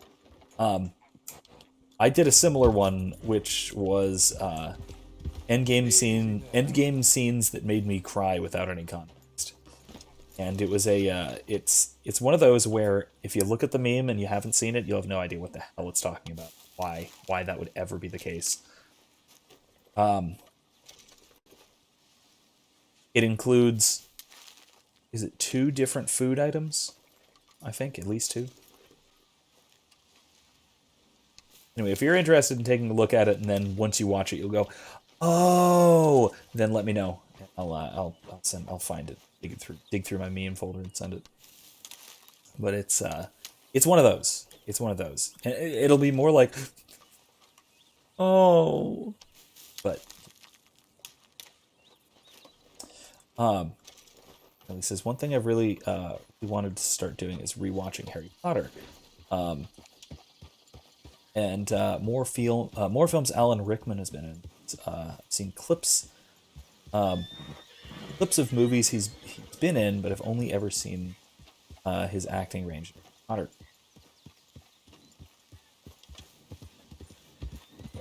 Yeah, I think I know he's been in a lot of stuff that I haven't seen.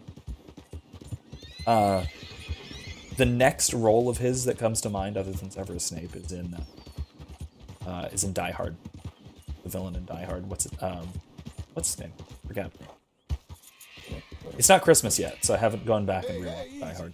I will around Christmas time, obviously, as one does. Someone owned, I guess.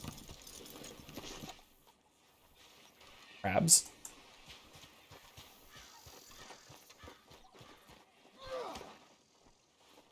Pick it, right? Is that me?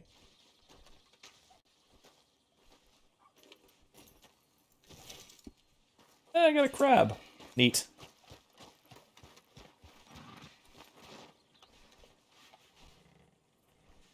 Hans Gruber. That's it. Thank you, guys. Hans Gruber, whatever. I don't think that was his first movie role. I'm pretty sure he had done something before that. I forget what. I think. Maybe not. That might have been. I doubt it though. That was late 80s. And he was not young at that point. So I thought he'd done movies before that, but maybe not. I'm not sure. Pigeons.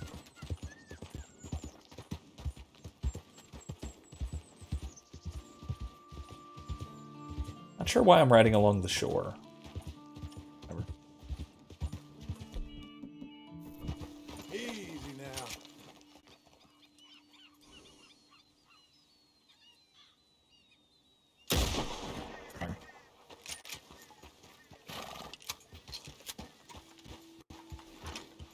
I know he was involved, Kylie says, I know he was involved in theater and performing arts before that, but I don't know a movie before that he's been in. I thought he had, but maybe you're right. It's possible.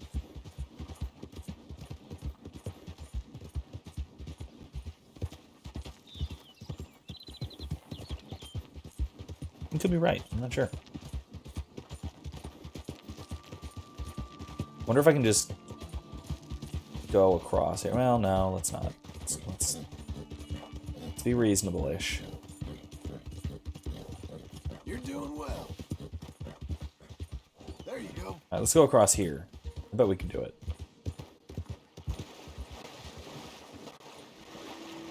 It's probably a bad idea.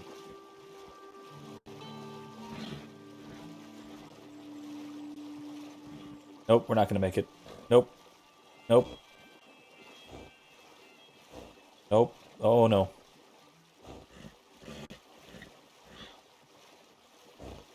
This was a really bad idea.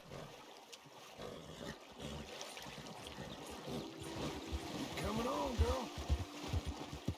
Let's actually go up the river a little bit. Getting there, ain't we? Ford the river properly.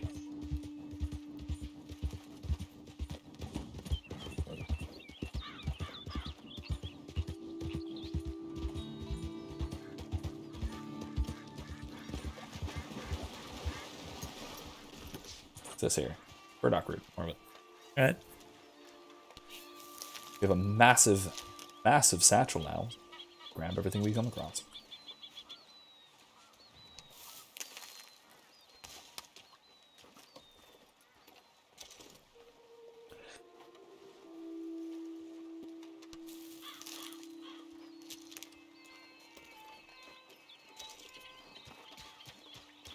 Okay.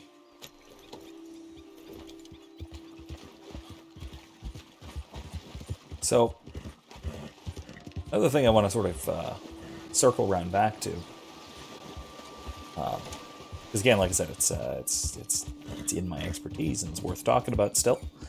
Although, feel free to drag me back off of this topic if there's something else you wanted to still discussing that I'm dropping here. Other than, hey, go watch Endgame.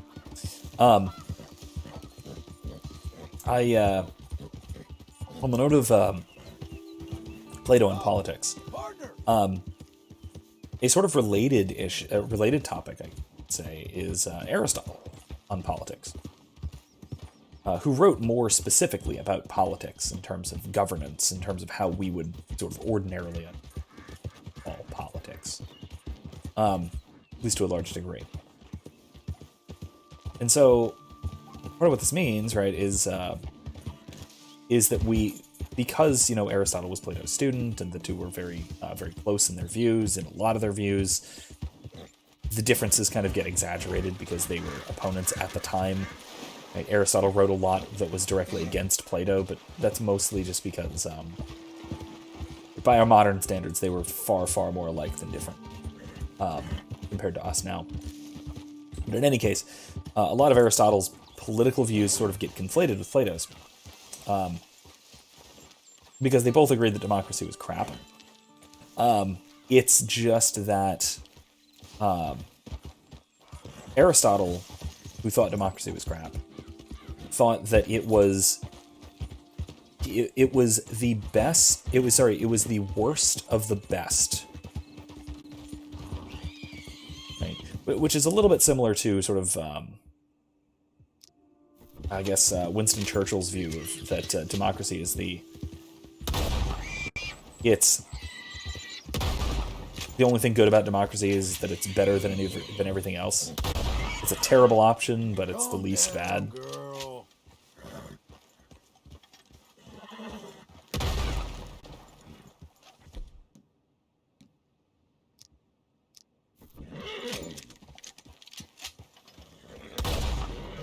There. Don't worry, girl, I got it. Where'd it go? Did I just obliterate the damn thing? I guess I just completely obliterated that snake. Okay, that's fine. Anyway, so Aristotle, when he said that democracy is the worst of the best systems of government, if Plato goes from sort of good governance and then just getting worse until you're down at the worst, down at tyranny. Aristotle does the sort of the same thing, but his chart, if you wanted to sort of chart them, right, is more. I mean, I hate to use this analogy because it's cliche in modern politics, but it was a kind of a horseshoe theory, right? That the two opposite ends had a lot in common, but then were starkly different in other ways, in more relevant ways. So, so as a reminder for Plato, at least in the Republic, he goes from best kind of government to worst to worst. He goes aristocracy, the rule by the most virtuous, rule by the best. I'll get to it. Get to Aristotle. Don't worry. So it goes aristocracy, oligarchy, aristocracy, timocracy, rule by the military, oligarchy, democracy, and then down to tyranny. For Aristotle, it goes monarchy, aristocracy, so rule by a single benevolent king, benevolent ruler, then down to an aristocracy, rule by a small cadre of elites, usually rotating out or whatever. Then down to democracy, ruled by the people as a whole, but for the sake of the city. Then to... Oh, what is the term?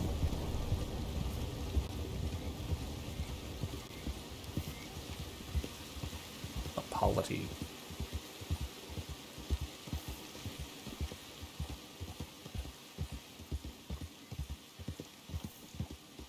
What is the term? It's rule by the mob. It's not polity. Is it polity? It might be polity. In any case, it's rule by the mob, whatever the Greek is. Rule by the mob.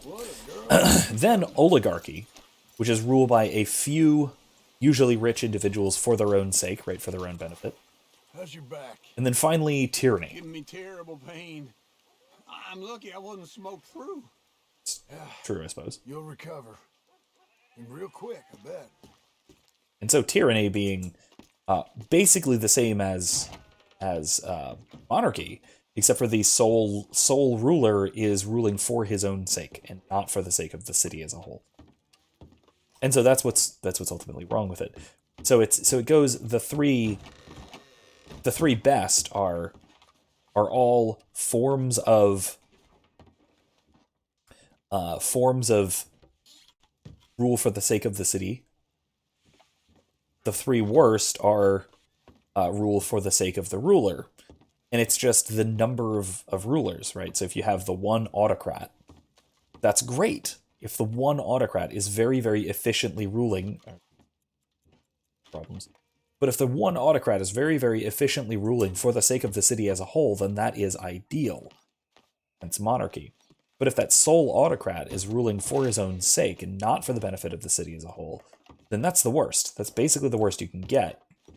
Because again, the autocrat is, erroneously according to Aristotle, the most efficient way of ruling. He was completely, almost hilariously wrong about this, but again, this was his view, because it was modeled off of controlling one's own life rather than the problems of rule by committee and all that. And that a democracy was a very, very inefficient way of ruling. But if enough people are benevolent, then it's a good thing. But if enough people are selfish, then it's a bad thing. But it's not that bad of a thing because it's so inefficient. They can't do enough harm. Right? So that's the difference. And again, I think the main thing he got wrong was the efficiency of autocracy. Is obviously wrong.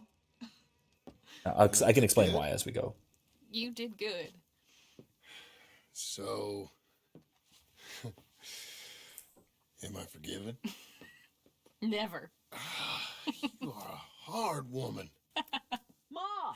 Pa! Come out here! Sadie, you're alive! John, it's... Sadie Adler. Who's there walking over there? How'd you know she was... I saw her. I you thought look well. I'm so happy. I'm so happy. Come on. Nice. Oh, but tell me about you, darling. All armed to the teeth like that. I'm a working woman, Abigail. I'm a bounty hunter, bodyguard. I protect the gold prospectors up in the hills. I'm thinking of starting my own transportation business. I was thinking maybe if John wanted to earn some money. My husband, he ain't looking for that kind of work. I took on a lot of debt when we bought this place. And you're working for her to pay it off? Yes, sometimes I was. But I thought we said no more of that. No, you said that. What else am I going to do? I'm a goddamn man. It's legal work, Abigail. And I never got killed. It's hunting down fools for the government. Easy. Even Jack could do it. Don't you put those stupid ideas in the boy's head. He's going to do something better than this. Like what? Writing silly stories? I'm sorry, Abigail. Really, I am. I just thought if you wanted to earn some money... How many times do I gotta bury you, John Marston? Never. You ain't never burying me. It's Oof. legal work that I can handle. There's something else. Micah?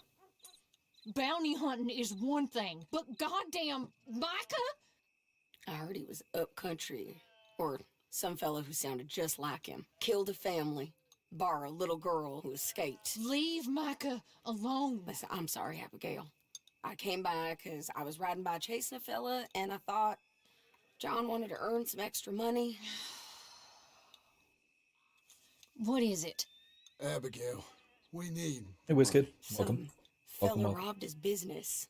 You know, an accountant or something. Came down from Rhodes, I believe. How much does it pay? It pays good. The soft It's not ones an usually answer. do. Okay, then. I guess. But Micah? No. All right. John Marston, let's go. Just you bring him back to me. You hear? Of course.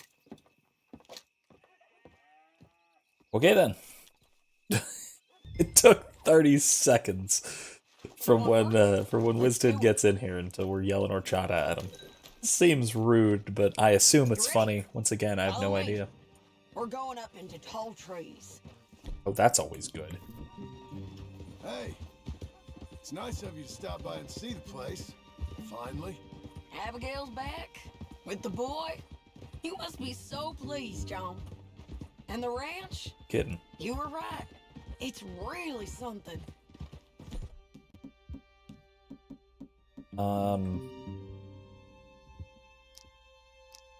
Split I think points. I'm gonna ask her to marry me. I got a ring. It was Arthur's. I found it in a bundle of things that I've kept. Oh. You're marrying Ring you gave from Abigail. Or asking her at least. Oh my! I never took you for a romantic. No, me neither. But it's something I've thought about, and I think I know I want it.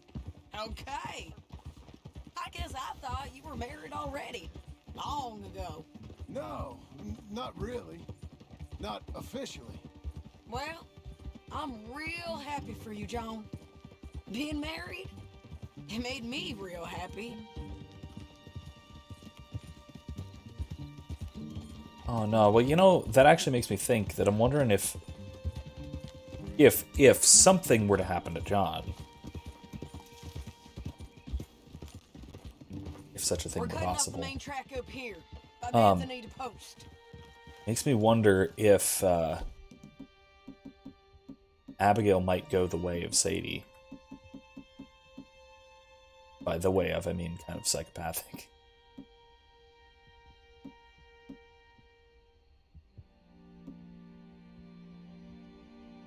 You know, I've been doing some bounty hunting of my own since I last saw you. I ain't gonna make a habit of it. So, we're coming up on where he's been seen. This moron accountant, Marshall Thurwell, been trying to live like an outdoorsman. Camping out here. He's lucky the Skinner brothers ain't found him. Well, they mighta. Up here. Follow-up question, what the hell is with Horchata thing? This is what I missed Must last be week. it. Get down. Let's take a look around. Something's been here. This... WizKid, are you saying you don't believe in horchata? Trust me, it exists. Something came through here. Fella left in quite a Okay. hurry. Oh, right. I did not pay attention to those, Kylie. I'm sorry. Oh, he was from the south. Whoever he is. Then maybe he's our man. If he ain't become some bear's lunch. Now, this is the build-up. We're definitely not going after Micah until at least next week. Him or the bear? Probably next week. Both of them.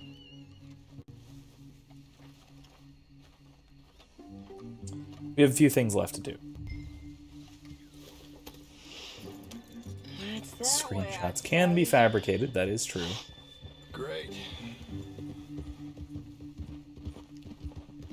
Oh, you don't know what horchata is? What in the well, I mean, you're from, like, I lost the trail. Can you Michigan see or which way he might have gone? whatever kind of made-up place. Okay, I think I got him. We're kind of like Follow me. made-up lake place. You know, there's a place in here in Florida. There's a place called Lakeland. I wager that's a lot more real than somewhere like Michigan, named after a lake. Bizarre. It keeps going through here. It's definitely less real than horchata.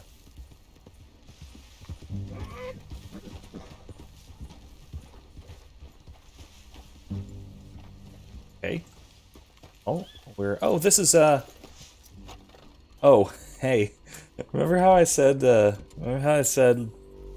was a bear encounter here? I hoped it wasn't just I hoped it was just during a mission and that we weren't just gonna happen across.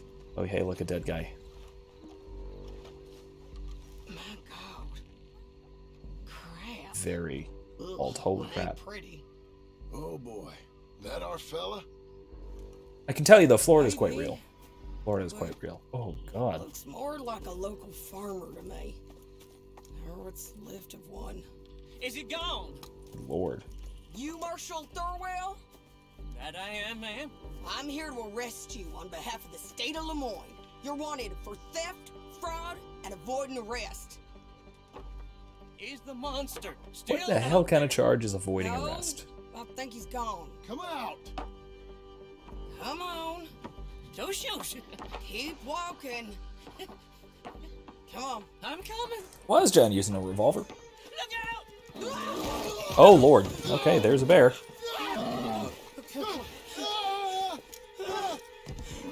The big bear.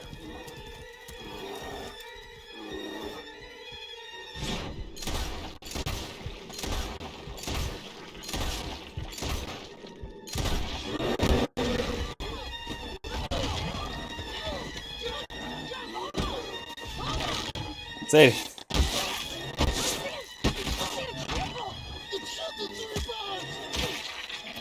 Oh, nice.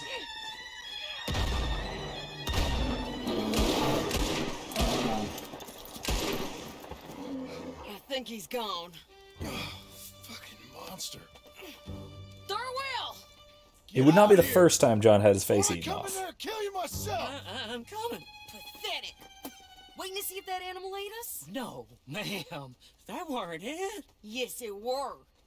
Come here. Come here. Ooh.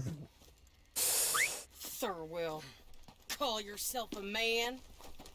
Well, it's like Abigail says. That's one word for you.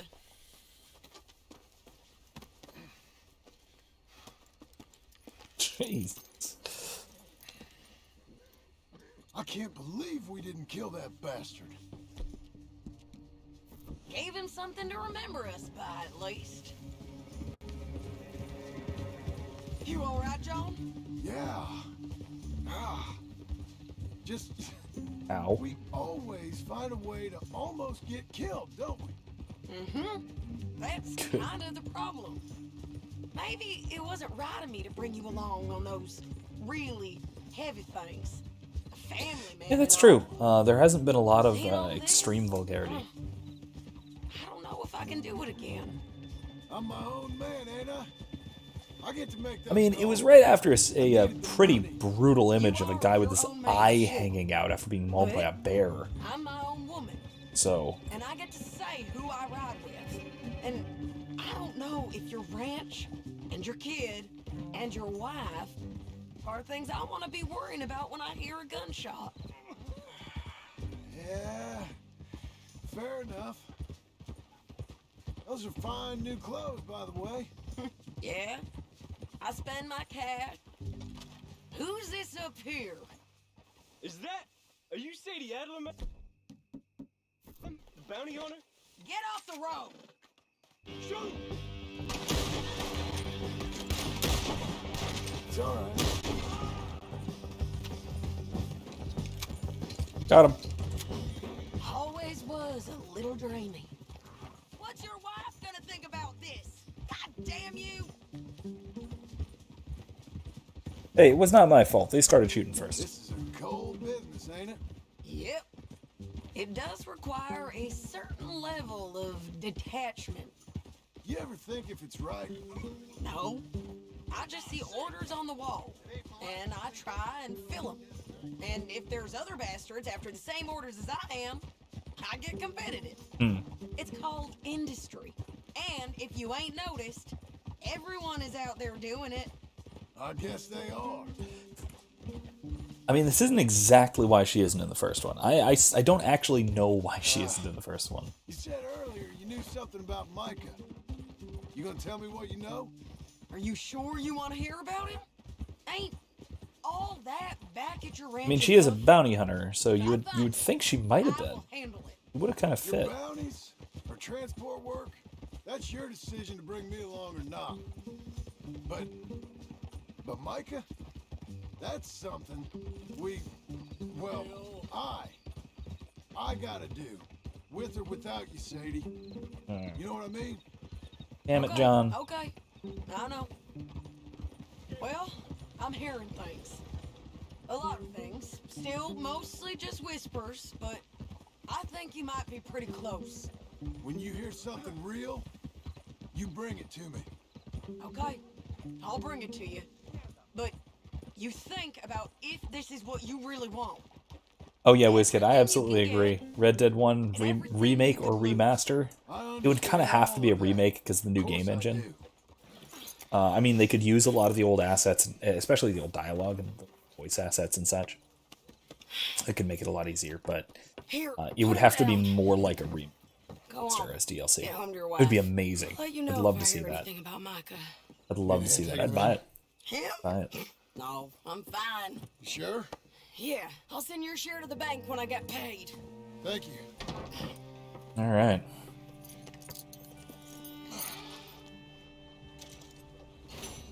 $55. Not bad. Not bad.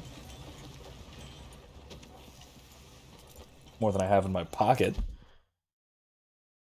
Micah's still not dead. Not dead at all. Unfortunately. Not dead. I need to go up around this area, I think. Go over there. I don't know. I'm just going to go north. I'm going to go up this way somewhere. I think, I'm trying to remember exactly where Evelyn Miller was his name. That author that Dutch liked so much. Well, because he betrayed the gang, but Dutch didn't believe that. So he ran off with Dutch near the end of things, leaving Arthur for dead.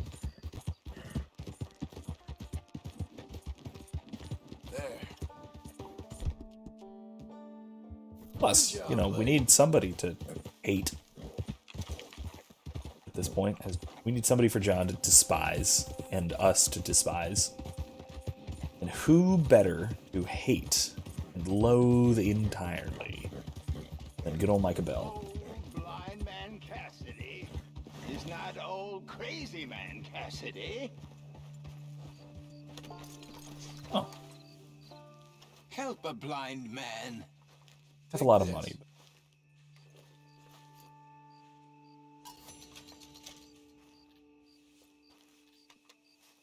They will come for you, friend. And when they do, you will not have a choice.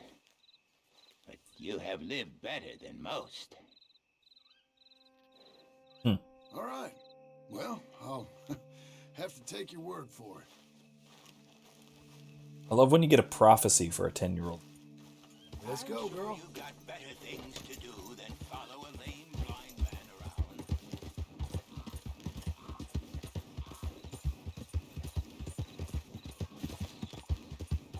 Let's just head up north of Tall Trees.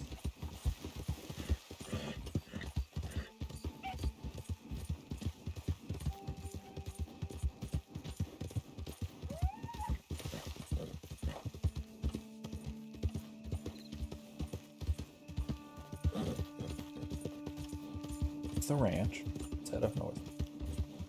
West, I guess, further first. What did I...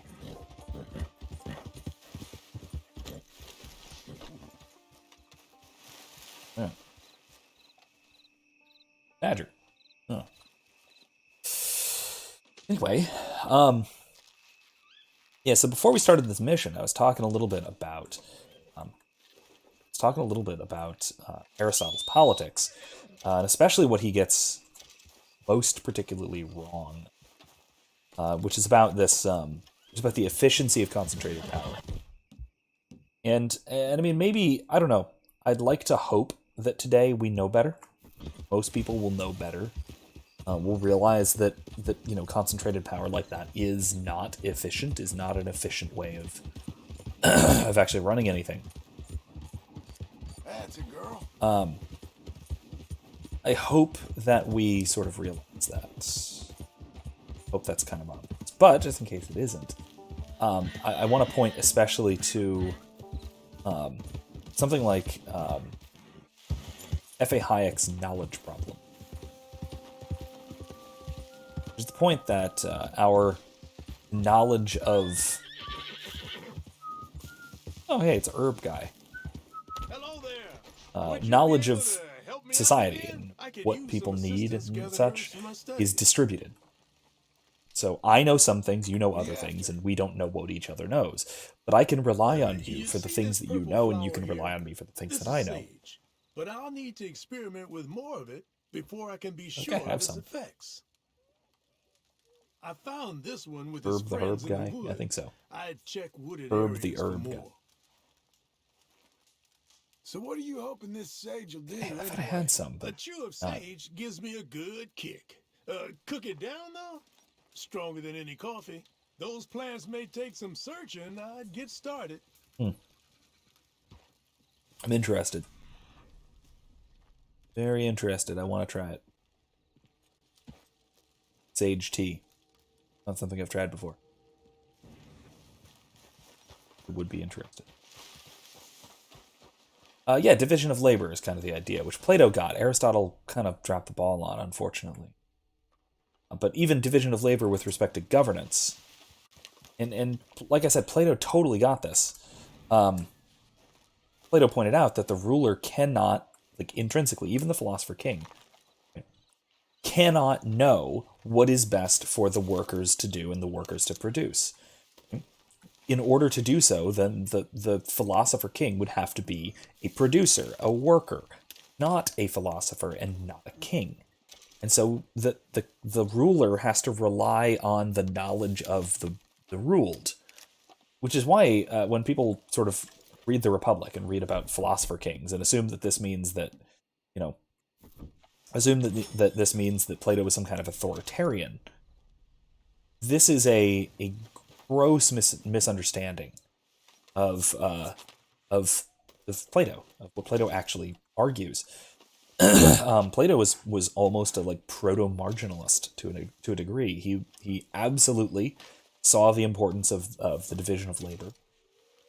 He more or less properly understood the role of money as a medium of indirect exchange. A relatively arbitrary medium of indirect exchange.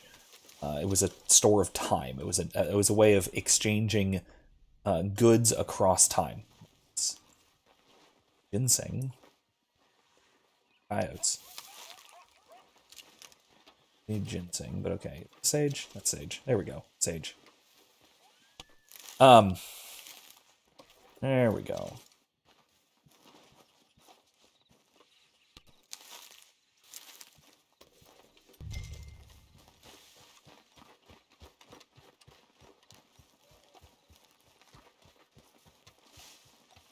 But yeah, basically it's the concept of the invisible hand is what we're talking about. And again, I point you to F.A. Hayek on this. Hey, you're back. The economic calculation problem. Let's see what you got for. Place it on the table here. The point is that a central ruler cannot know everything about the society that he's trying to rule. And because they just simply cannot have that level of distributed knowledge, I'll have trouble sleeping tonight. A man could go for days on this. And because some long ones, I'm sure. Some sage may just be what you need. All right. You've been a great help. Ooh. I bottled up this tonic for you as a reward. This special elixir will set you right, no matter you're wrong. Is all the power the natural world can offer. I was glad to see you before I began my journeys. I'm heading far away, and I do not know if our paths will cross again. It has been a pleasure to meet you. Thank you, and farewell. Yeah, that's part of the song. Come on, lady. Yeah. Moose.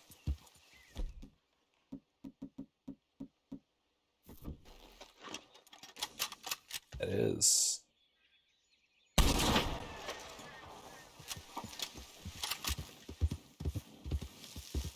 Elk. Alright, not a moose. Nice. Anyway. Stay calm, girl. Road to Serfdom's good. You'll also find this in, there's a version of this in Economics in One Lesson. Sort of shorter version, which incidentally, if you go to, I'll put a link to it in the description as well. Go to Mises.org/1lesson, I think. They have a promotion going on right now. They will send you a free copy of Economics in One Lesson. Just learning how to hunt with those kills. Shut up. It's a perfect pelt. Go and hunt you. Jerk. You, mister. Head northwards. Ways. Let's kill. in the hell did I just kill? Bird? Bird. Mm-hmm.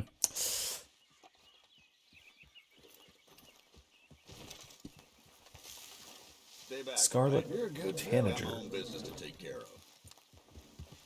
Just happen to go the same way you are, so it's fine. Don't worry. Don't worry about that.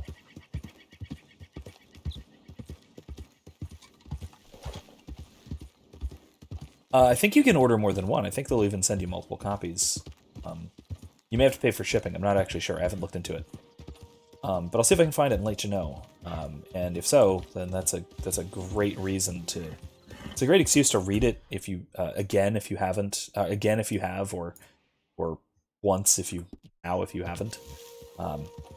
Just because it is absolutely a brilliant, relatively short work. I'm thinking of getting a copy as well. I don't have a hard copy. I've only ever read it online on a PDF. I'm trying to find Evelyn Miller. I think he's around here somewhere. He's in Tall Trees. Last I remember, he was sitting up on a cliff somewhere. Again, if somebody wants to look it up and find me where to find him, feel free to. Happy to go and find him that way. Because that is the thing I kind of want to do tonight before we wrap.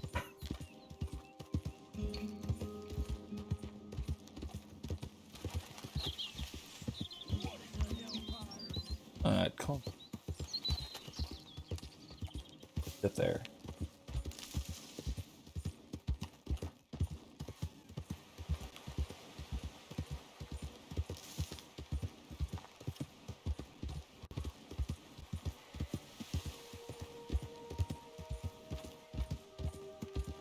Slow now.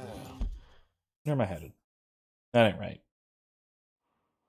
Oh, there's a bunch of dead bodies here. So, that's interesting. Let's see what that is all about before we turn back around. I think I know, but let's make sure. What else I just ran over? Whoa, oh. Easy.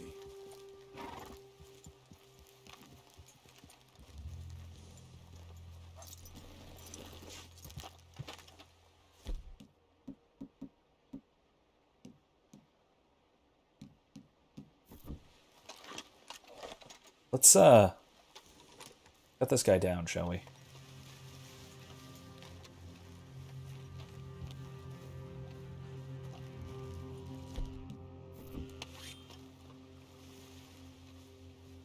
Can't do that. Okay, fine.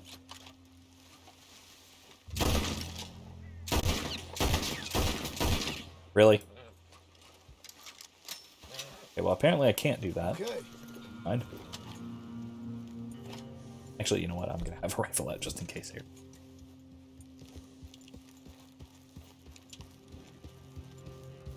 Easy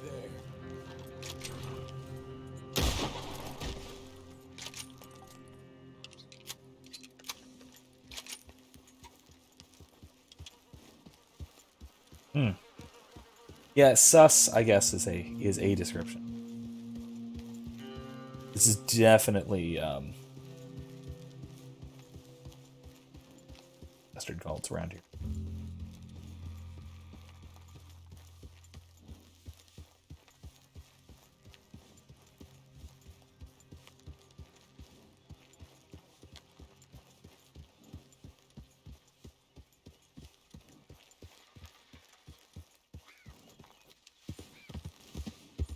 Let's keep moving.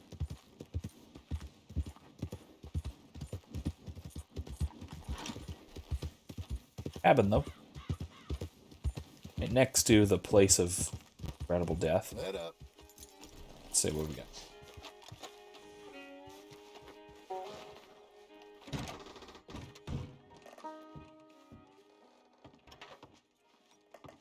Oh, this is Evelyn Miller's cabin. Okay, this is, yeah. I'm not gonna take his stuff, I guess. We'll look around. So he's nearby. He's nearby, and he didn't bring his picnic basket. His snowshoe. You're a good girl now. WizKid M becomes sus, destroyer of crewmates. Ugh, great. That's wonderful. What? Is that all? The trap didn't work. Get after him.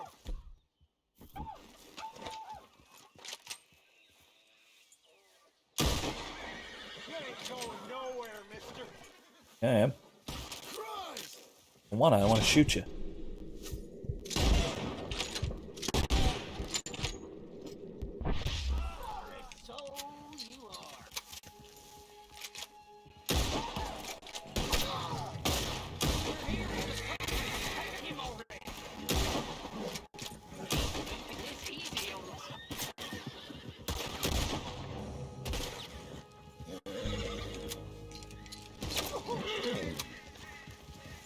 You're Pecker's hog feed, you asshole.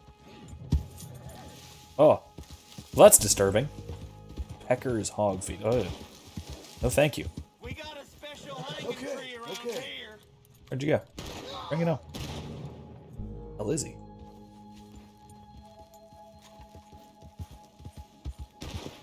Crow is in for a feast. Oh, there he is. There we go.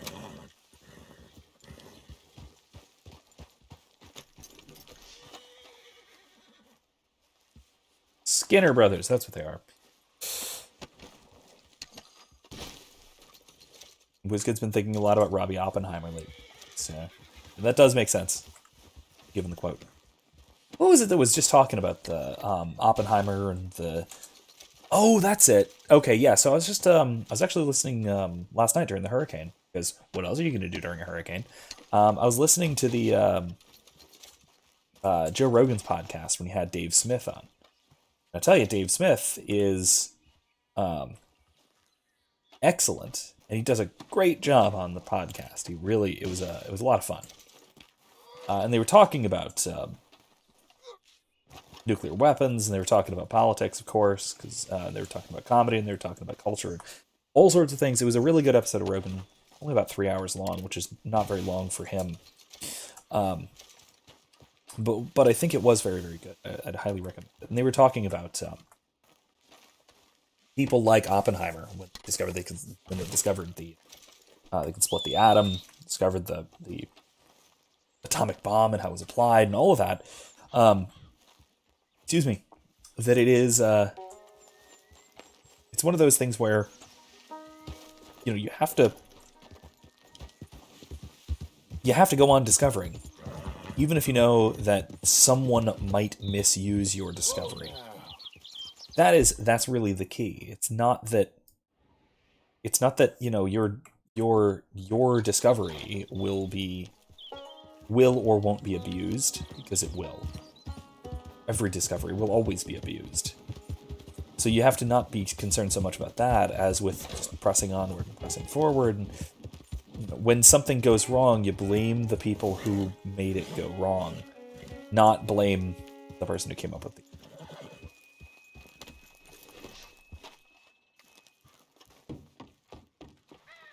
Again, if you can get me away playing Metal Gear Solid 1 on stream, probably some way of playing it on PC, I guess. I am thinking about doing a similar crowdfunding thing, like to what I did for the Mass Effect DLCs for a gamepad, a controller, an Xbox controller, basically. Because I did not realize that they were expensive. Back in my day, controllers were like $10 or $20. Now a quality Xbox controller is $50 in the world. I haven't bought a controller in like 10 years though, so there's that. Over 10 years. Last time I bought a controller was a Wii Classic controller, and I bought it for the original Wii. For the Wii U. And that's an accessory, that's not even a controller. That was the last time I bought a controller though. But yeah, anyway, that was... Anyway, I'm thinking I might do that. I might do that, especially if I'm going to play something that is designed for a controller. Definitely by the time I get to Dragon Age Inquisition and or Nier Automata. Both of those really need to be played on a controller. Dragon Age in particular if I'm playing a melee class. I cannot play a melee class on a mouse and keyboard in that game. Just can't do it. I've tried. I tried it, and I basically had to restart the game. I couldn't get past the tutorial level on a mouse and keyboard as a melee class. There's even a melee rogue, not even a warrior, as a rogue. Couldn't do it. Could not get it. Could not get through. It was terrible. It's so unoptimized. I mean, comparatively though, I've been playing Jedi Fallen Order, which I'd like to maybe play on stream someday. And I've been doing mouse and keyboard for that, and it's acceptable. It's not ideal, but it's acceptable. I make it work. It's okay. I'm not very good at it, but I don't know how much that comes down to the control issue, and how much that just comes down to me not being very good at it. Oh, hi. Hey, Wolf.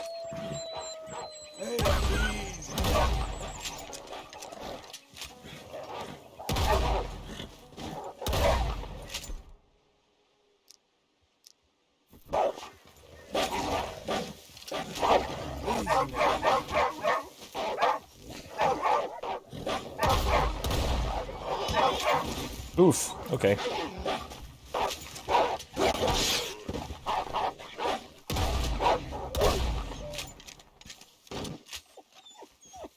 Sorry, but...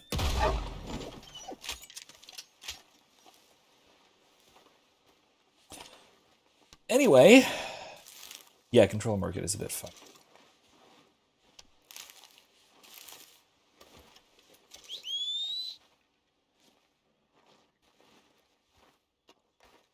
Anyway, Nier should be fun. I've heard... I've never played it, so I don't actually know... I don't know the game not well at all. I've never watched a playthrough of it either. I know very, very basic stuff about what the game is about and all that, so it should be fun. It should be a lot of really deep themes to discuss, and overall just a good game anyway. So I do look forward to it. That is going to be after, like I said, that's going to be after the Mass Effect trilogy. So after we finish Mass Effect 3, we're going to be moving on to Nier. After we finish Red Dead, when we finish our epilogue stuff, we're going to be moving on to Dragon Age. So there will be a little window there where we're playing both Dragon Age and Mass Effect because we're sort of in that era of BioWare, I guess. Kylie said, y'all, a truck pulled up to the stoplight next to my house. Thought the wolf sounds in the game where the truck's wheels. Oh no. Oh, I could see how that would make sense, yeah. I could see that.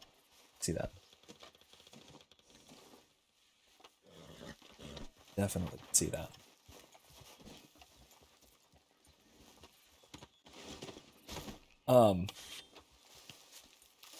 Yeah, so, what was I saying about, I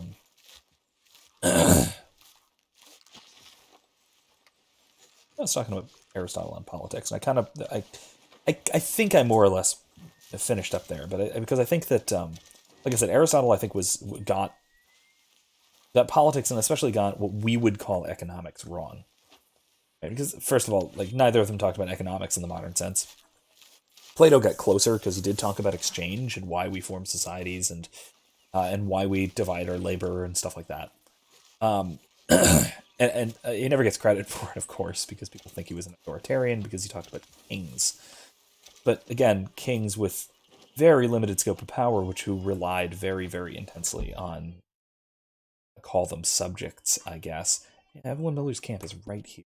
So let's look. Let's see what. Is that rock? That's not that rock.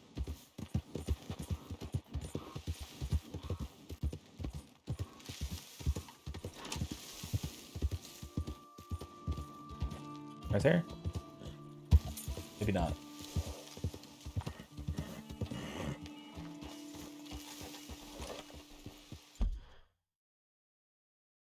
Oh, okay. Up on that rock.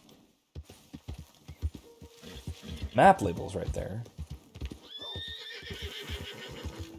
Here. Let's see.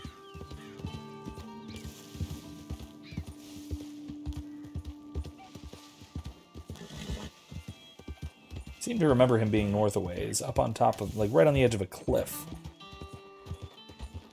It's kind of hanging out for some reason.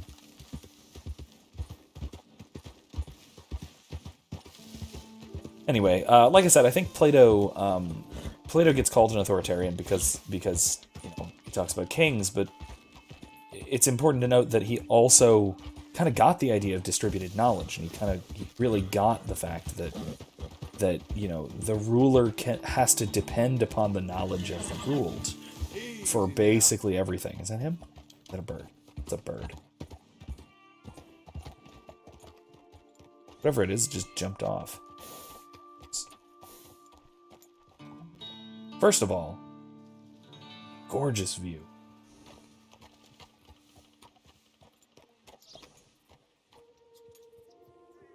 There's a camp. Is that his camp? That might be it. Let's go there.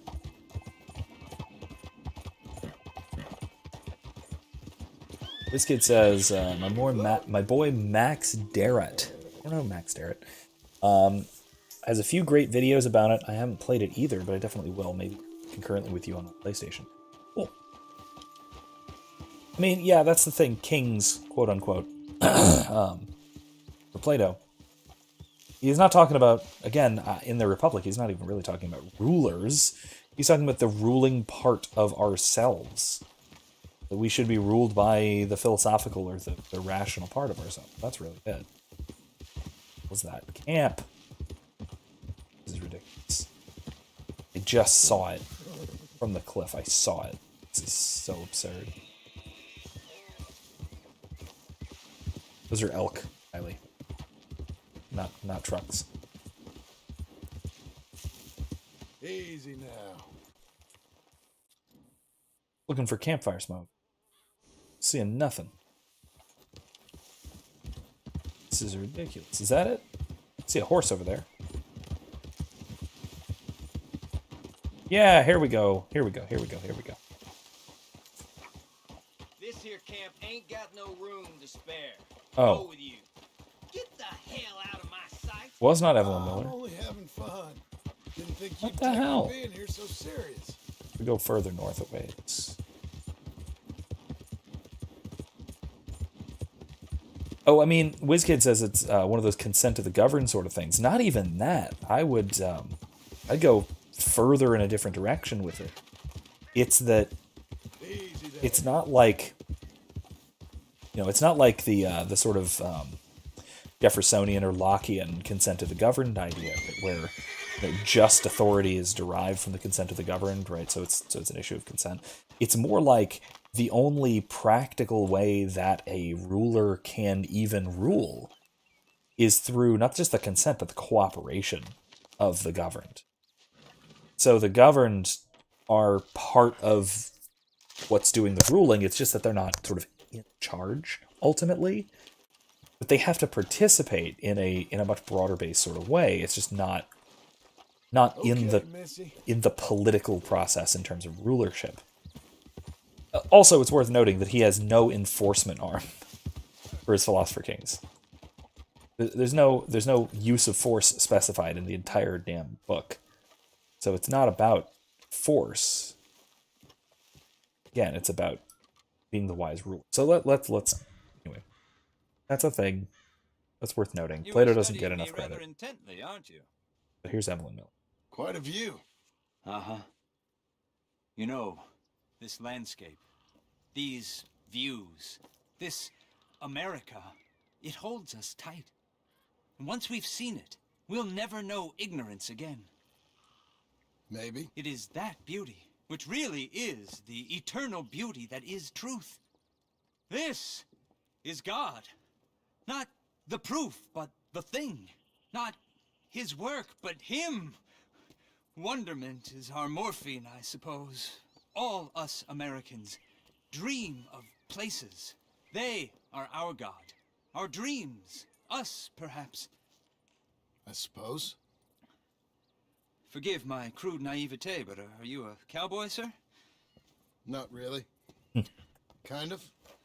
I am that most worthless of all creatures. A writer. A second guesser of our creator. A dreamer of others' dreams. Okay. Evelyn Miller. Evelyn Miller? A man I knew. He was a great lover of your books. Thank you. But you're not? Most went a little over my head, I'm afraid, but some of the bits he read stuck with me. I'm a terrible fraud, sir. Your friend was deceived. I am God's blithe plaything, and what a feeble game he has begun in me. My mentor never saw things quite like that. You know, I used to write in a study and teach at a university. I taught some Connecticut fops how best to appreciate their topiary. I was a gilded ape. I loathe the man I was, the man I am. Guess we all live with certain ways of coping with what we've done in this life. I enjoyed our conversation. There's a truth in you, sir, a rare truth. Treasure it. I'm living in a cabin over near Tanner's Reach. Come by sometime. Maybe we might talk some more. Maybe I shall. Good day. All right, let's go over there and see if we run into him.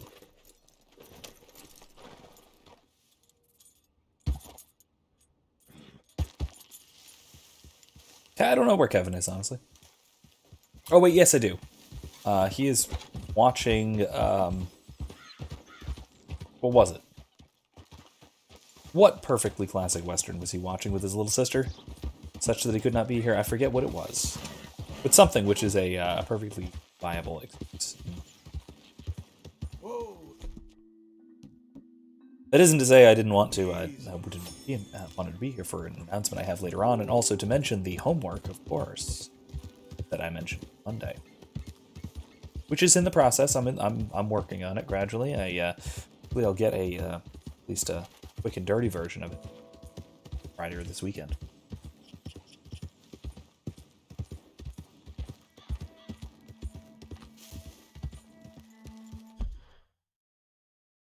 Oh, the thing that your homework is for, my video. Let's go to. Wait. Anyway. So WizKid said that the Miller's talk out there sounded pretty pagan. And definitely you can see it that way. You can see it as a kind of pantheism kind of thing. But I mean, that's probably the more likely interpretation, especially given the sort of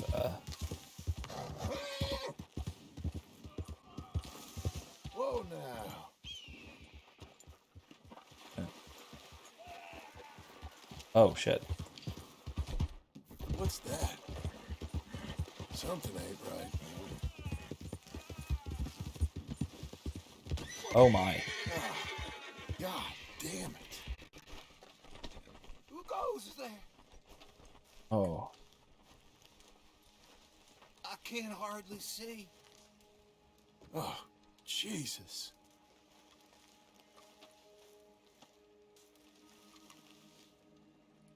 Hey. Get out of here, mister. Skinners. They might be close.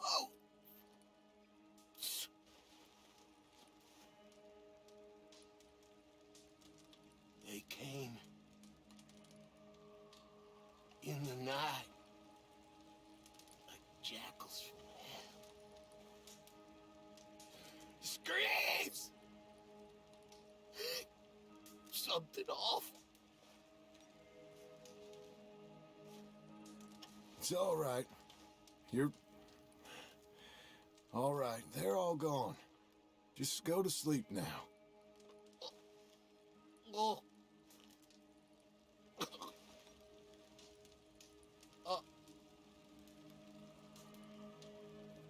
You there? You there? I'm coming.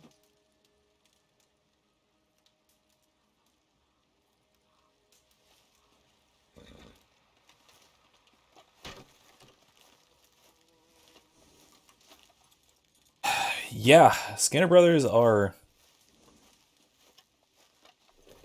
I'd say for damn sure, worse than the Murphy. And that's something. That's really saying something. 'Cause the Murphy Brood were awful. Awful, horrifying, and disturbing, but these guys really take the cake.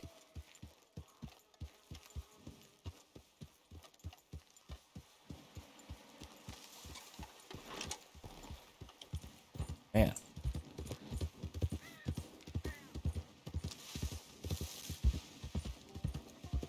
Well, they didn't bushwhack us. I'm almost surprised. I'm expecting to have to shoot my way out of there, but this is right where the ambush was last time. Anyway.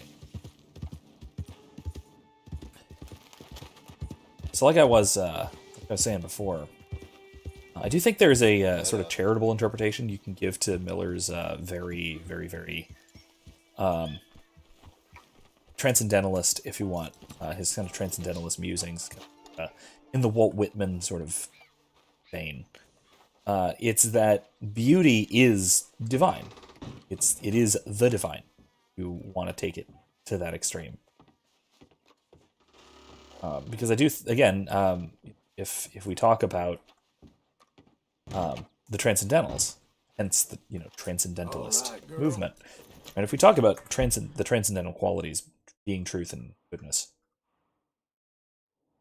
they are legitimately the same thing. That really is the point. It is that these are ultimately reducible to the same thing.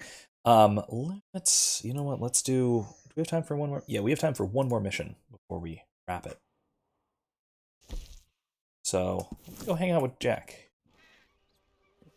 And we'll come back to Miller's cabin later.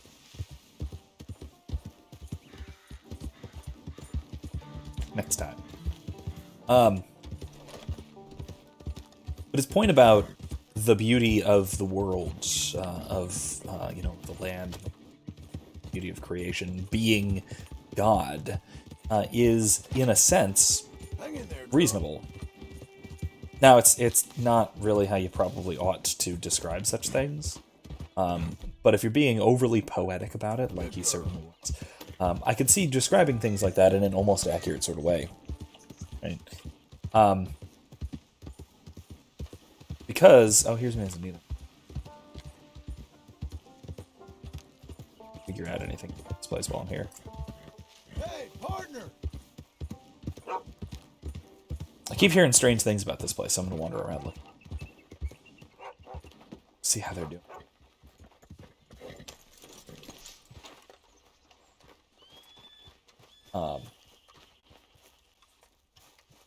Hey there, miss. Greetings. How you keeping? Det går bra I dag. That's wonderful. Ha det gott. Okay. Hey, partner. Hello, sir. Hey, you know who's in charge around here? I don't know. Well, thanks anyway. Ta vare på deg selv. Excuse me. Hello, sir. So, how you doing? Jeg kunne hatt det bedre. Well, try to look after yourself. Farvel. Hey, mister. You can really play. It's a pleasure to hear.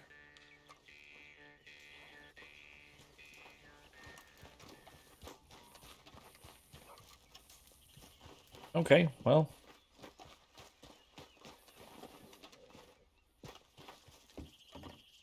I go in? No, okay. Alright then, well, I guess we'll go.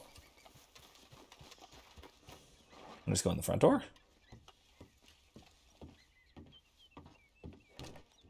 Okay. Say hi. Alright, anyway. I think this is kind of ooh, dog. A fairly important aspect of the truth of things, that, truth and beauty are, in an important sense, at their utmost at least, God. And so, the good of things, whether that is beauty or that's truth, are, in a really important and very, very fundamentally true sense, emanations from God, in a sense. Okay. So in that sense, that they are instantiations of what we might call God's attributes. Which, of course, we would say that imprecisely, because God doesn't have attributes and all of that, but you get the idea. Oh, that's not good. Okay, we're fine. We're fine. Everything's fine here. How are you?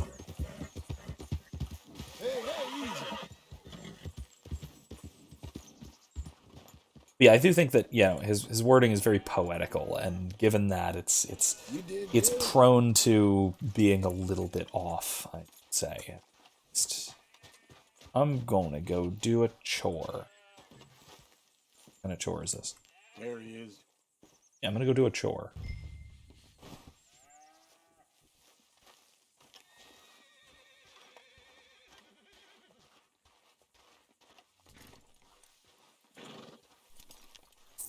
Anyway, I think now, because we're in the last 15 minutes or so, and I'm apparently just doing chores at this point, I wanted to mention the announcement that I had. First of all, is that my my humanism as racism video having to do with Cerberus is going to be out hopefully within a week or so. I'm going to be having at least a preliminary version of it done for class next week, so that means it'll be coming out around then. Beyond that, more shortly, I've mentioned that I wanted to talk about the video on value democracy, as it's called. You'll find the link to that in the description. Wait, I can now feed chickens. Do I want to? No, I'll come back and do this. So the video on value democracy, I was talking about wanting to do a discussion of that, and rather than just going straight to doing this with my audience, I decided to reach out to some other people whose interests overlap. And so this weekend on Sunday morning, 10 o'clock Eastern, I'm going to be doing a live stream discussion for an hour or so with Sean Malone from the Foundation for Economic Education. You probably know him from a lot of the things that I have shared from the Out of Frame series, most prominently, which is a fantastic series. Love his work on the subject, and he talks quite a lot and very intelligently about issues of free speech. So he and I are going to be chatting about this for a while. Like I said, Sunday morning. So please feel free to join in, come and stop by, see what you have to say, see what we have to say on this very interesting topic that I do think is it's troubling, I think, to see this kind of careful, theoretical, philosophical, legal. Dr. Brett Schneider, the guy who did the talk, was a legal theorist. He's a lawyer and more than a politician or legal theorist or a philosopher. But in any case, to see the kinds of what we might call soft censorship, or what we might call compelled speech, even the things that we see in relationship to things like fact checking and all of that kind of crap that's going on right now that we're all very, very intimately aware of, which raises issues of public-private partnerships, right? What the state's role is in all of this and all of that, and so look forward to discussing more of this in much, much more detail between Sean. It should be, like I said, it should be a good talk about something that is very, very relevant. And what troubles me is that there are people who are open and explicit about the sort of I guess theoretical justifications for the kinds of sort of soft power tyranny that we are seeing sort of rear its head right now. And this is what's especially shocking about this, is that this talk was 2 weeks ago, I think, about 2 weeks ago. At USF, at University of South Florida. YU professor, I think Dr. Brett Schneider is. NYU? Somewhere in New York. I think it's NYU. I could be wrong about that, so don't hold that against me. Anyway, point being is that it's shocking that we saw this kind of thing, that he was talking about this publicly, openly, in an academic environment, and then so quickly afterwards we see the practical consequences of it showing up in the real world, particularly in social media, but also we see it perpetrated to some degree by government. well. And really what his proposal is, what he's trying to do, is he's trying to set up a sort of middle ground position between free speech as we have it in the U.S. And the what he calls militant democracy, which basically is completely restrictive speech, where there are speech codes and laws against certain kinds of speech and things like that, which you find in most of the rest of the democratic world. So Europe and Canada and Australia and the Anglosphere, but then also Germany and France and everywhere else, quite frankly. And so he's trying to set up a sort of middle position where it's not that certain speech acts are illegal, but that certain speech acts are just not carried out by the state, and the state favors its own interests, to use his own words. So if you haven't had a chance to watch that yet, I highly recommend you do so. Watch the talk from Dr. Bretschneider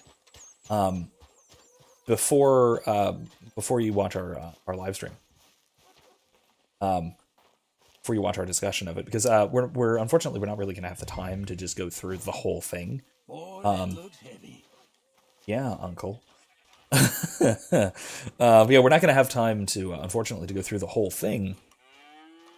In a sort of just kind of watch the whole thing through and comment as we go, that sort of thing. Which I think that's maybe an ideal way of discussing such things, but it is incredibly time consuming. It can, in my experience, be like, I don't know, 2 to 3 times or more the actual length of the video in commentary plus the length of the video, which is an hour long. So, it's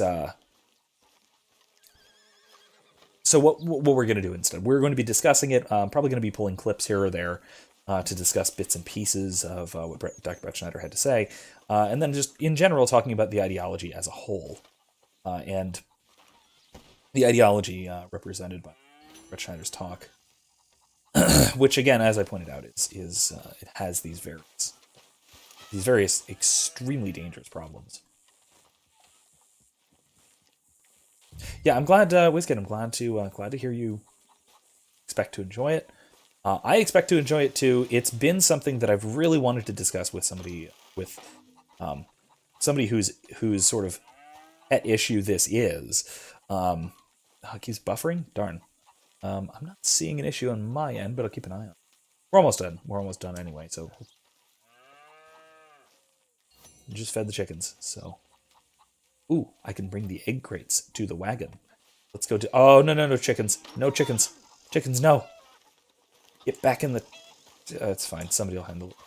Jack, you want to handle this? Anyway, I do look forward to seeing you guys. If you want to come in the live chat, if you guys do have questions for us, I'll try and keep a look at them. That will be Sunday, 10 a.m. Eastern Standard. So hopefully I will see some of you guys around then as well. Look forward to it. I certainly do. It'll certainly be, and I think it'll certainly be very, very informative of sort of how things are going in the world right now. Which a lot of the time, my more philosophical content is not exactly topical. I'm not. I talk more about perennial issues, but it just so happens that they said the quiet part out loud all of a sudden, and so I'm here to analyze it. I thought this was going to be more of a theoretical issue, and this was just sort of a high-level philosophical discussion, which is why I was kind of wanting to say, hey, who wants to chat about this? But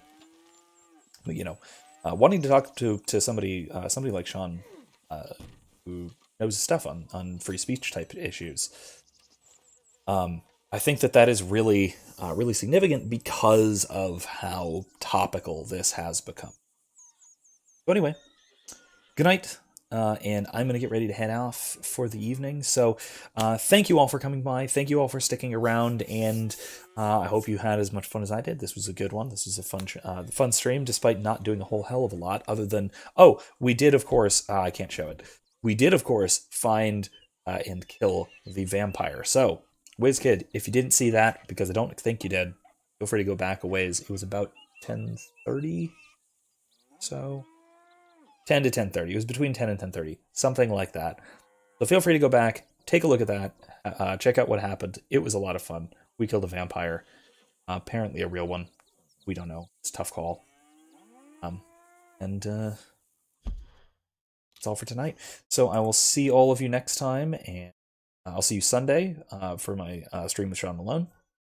I'll see you Monday to continue along on our Lair of the Shadow Broker DLC for Mass Effect 2, and then I will see you next Thursday, more Red Dead Redemption 2, where we might actually get to Micah. It's okay, Wizkid. Go back and rewatch.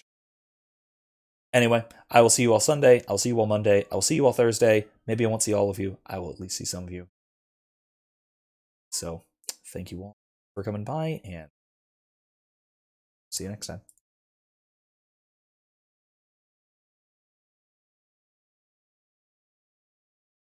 There we go. All right. See you next time.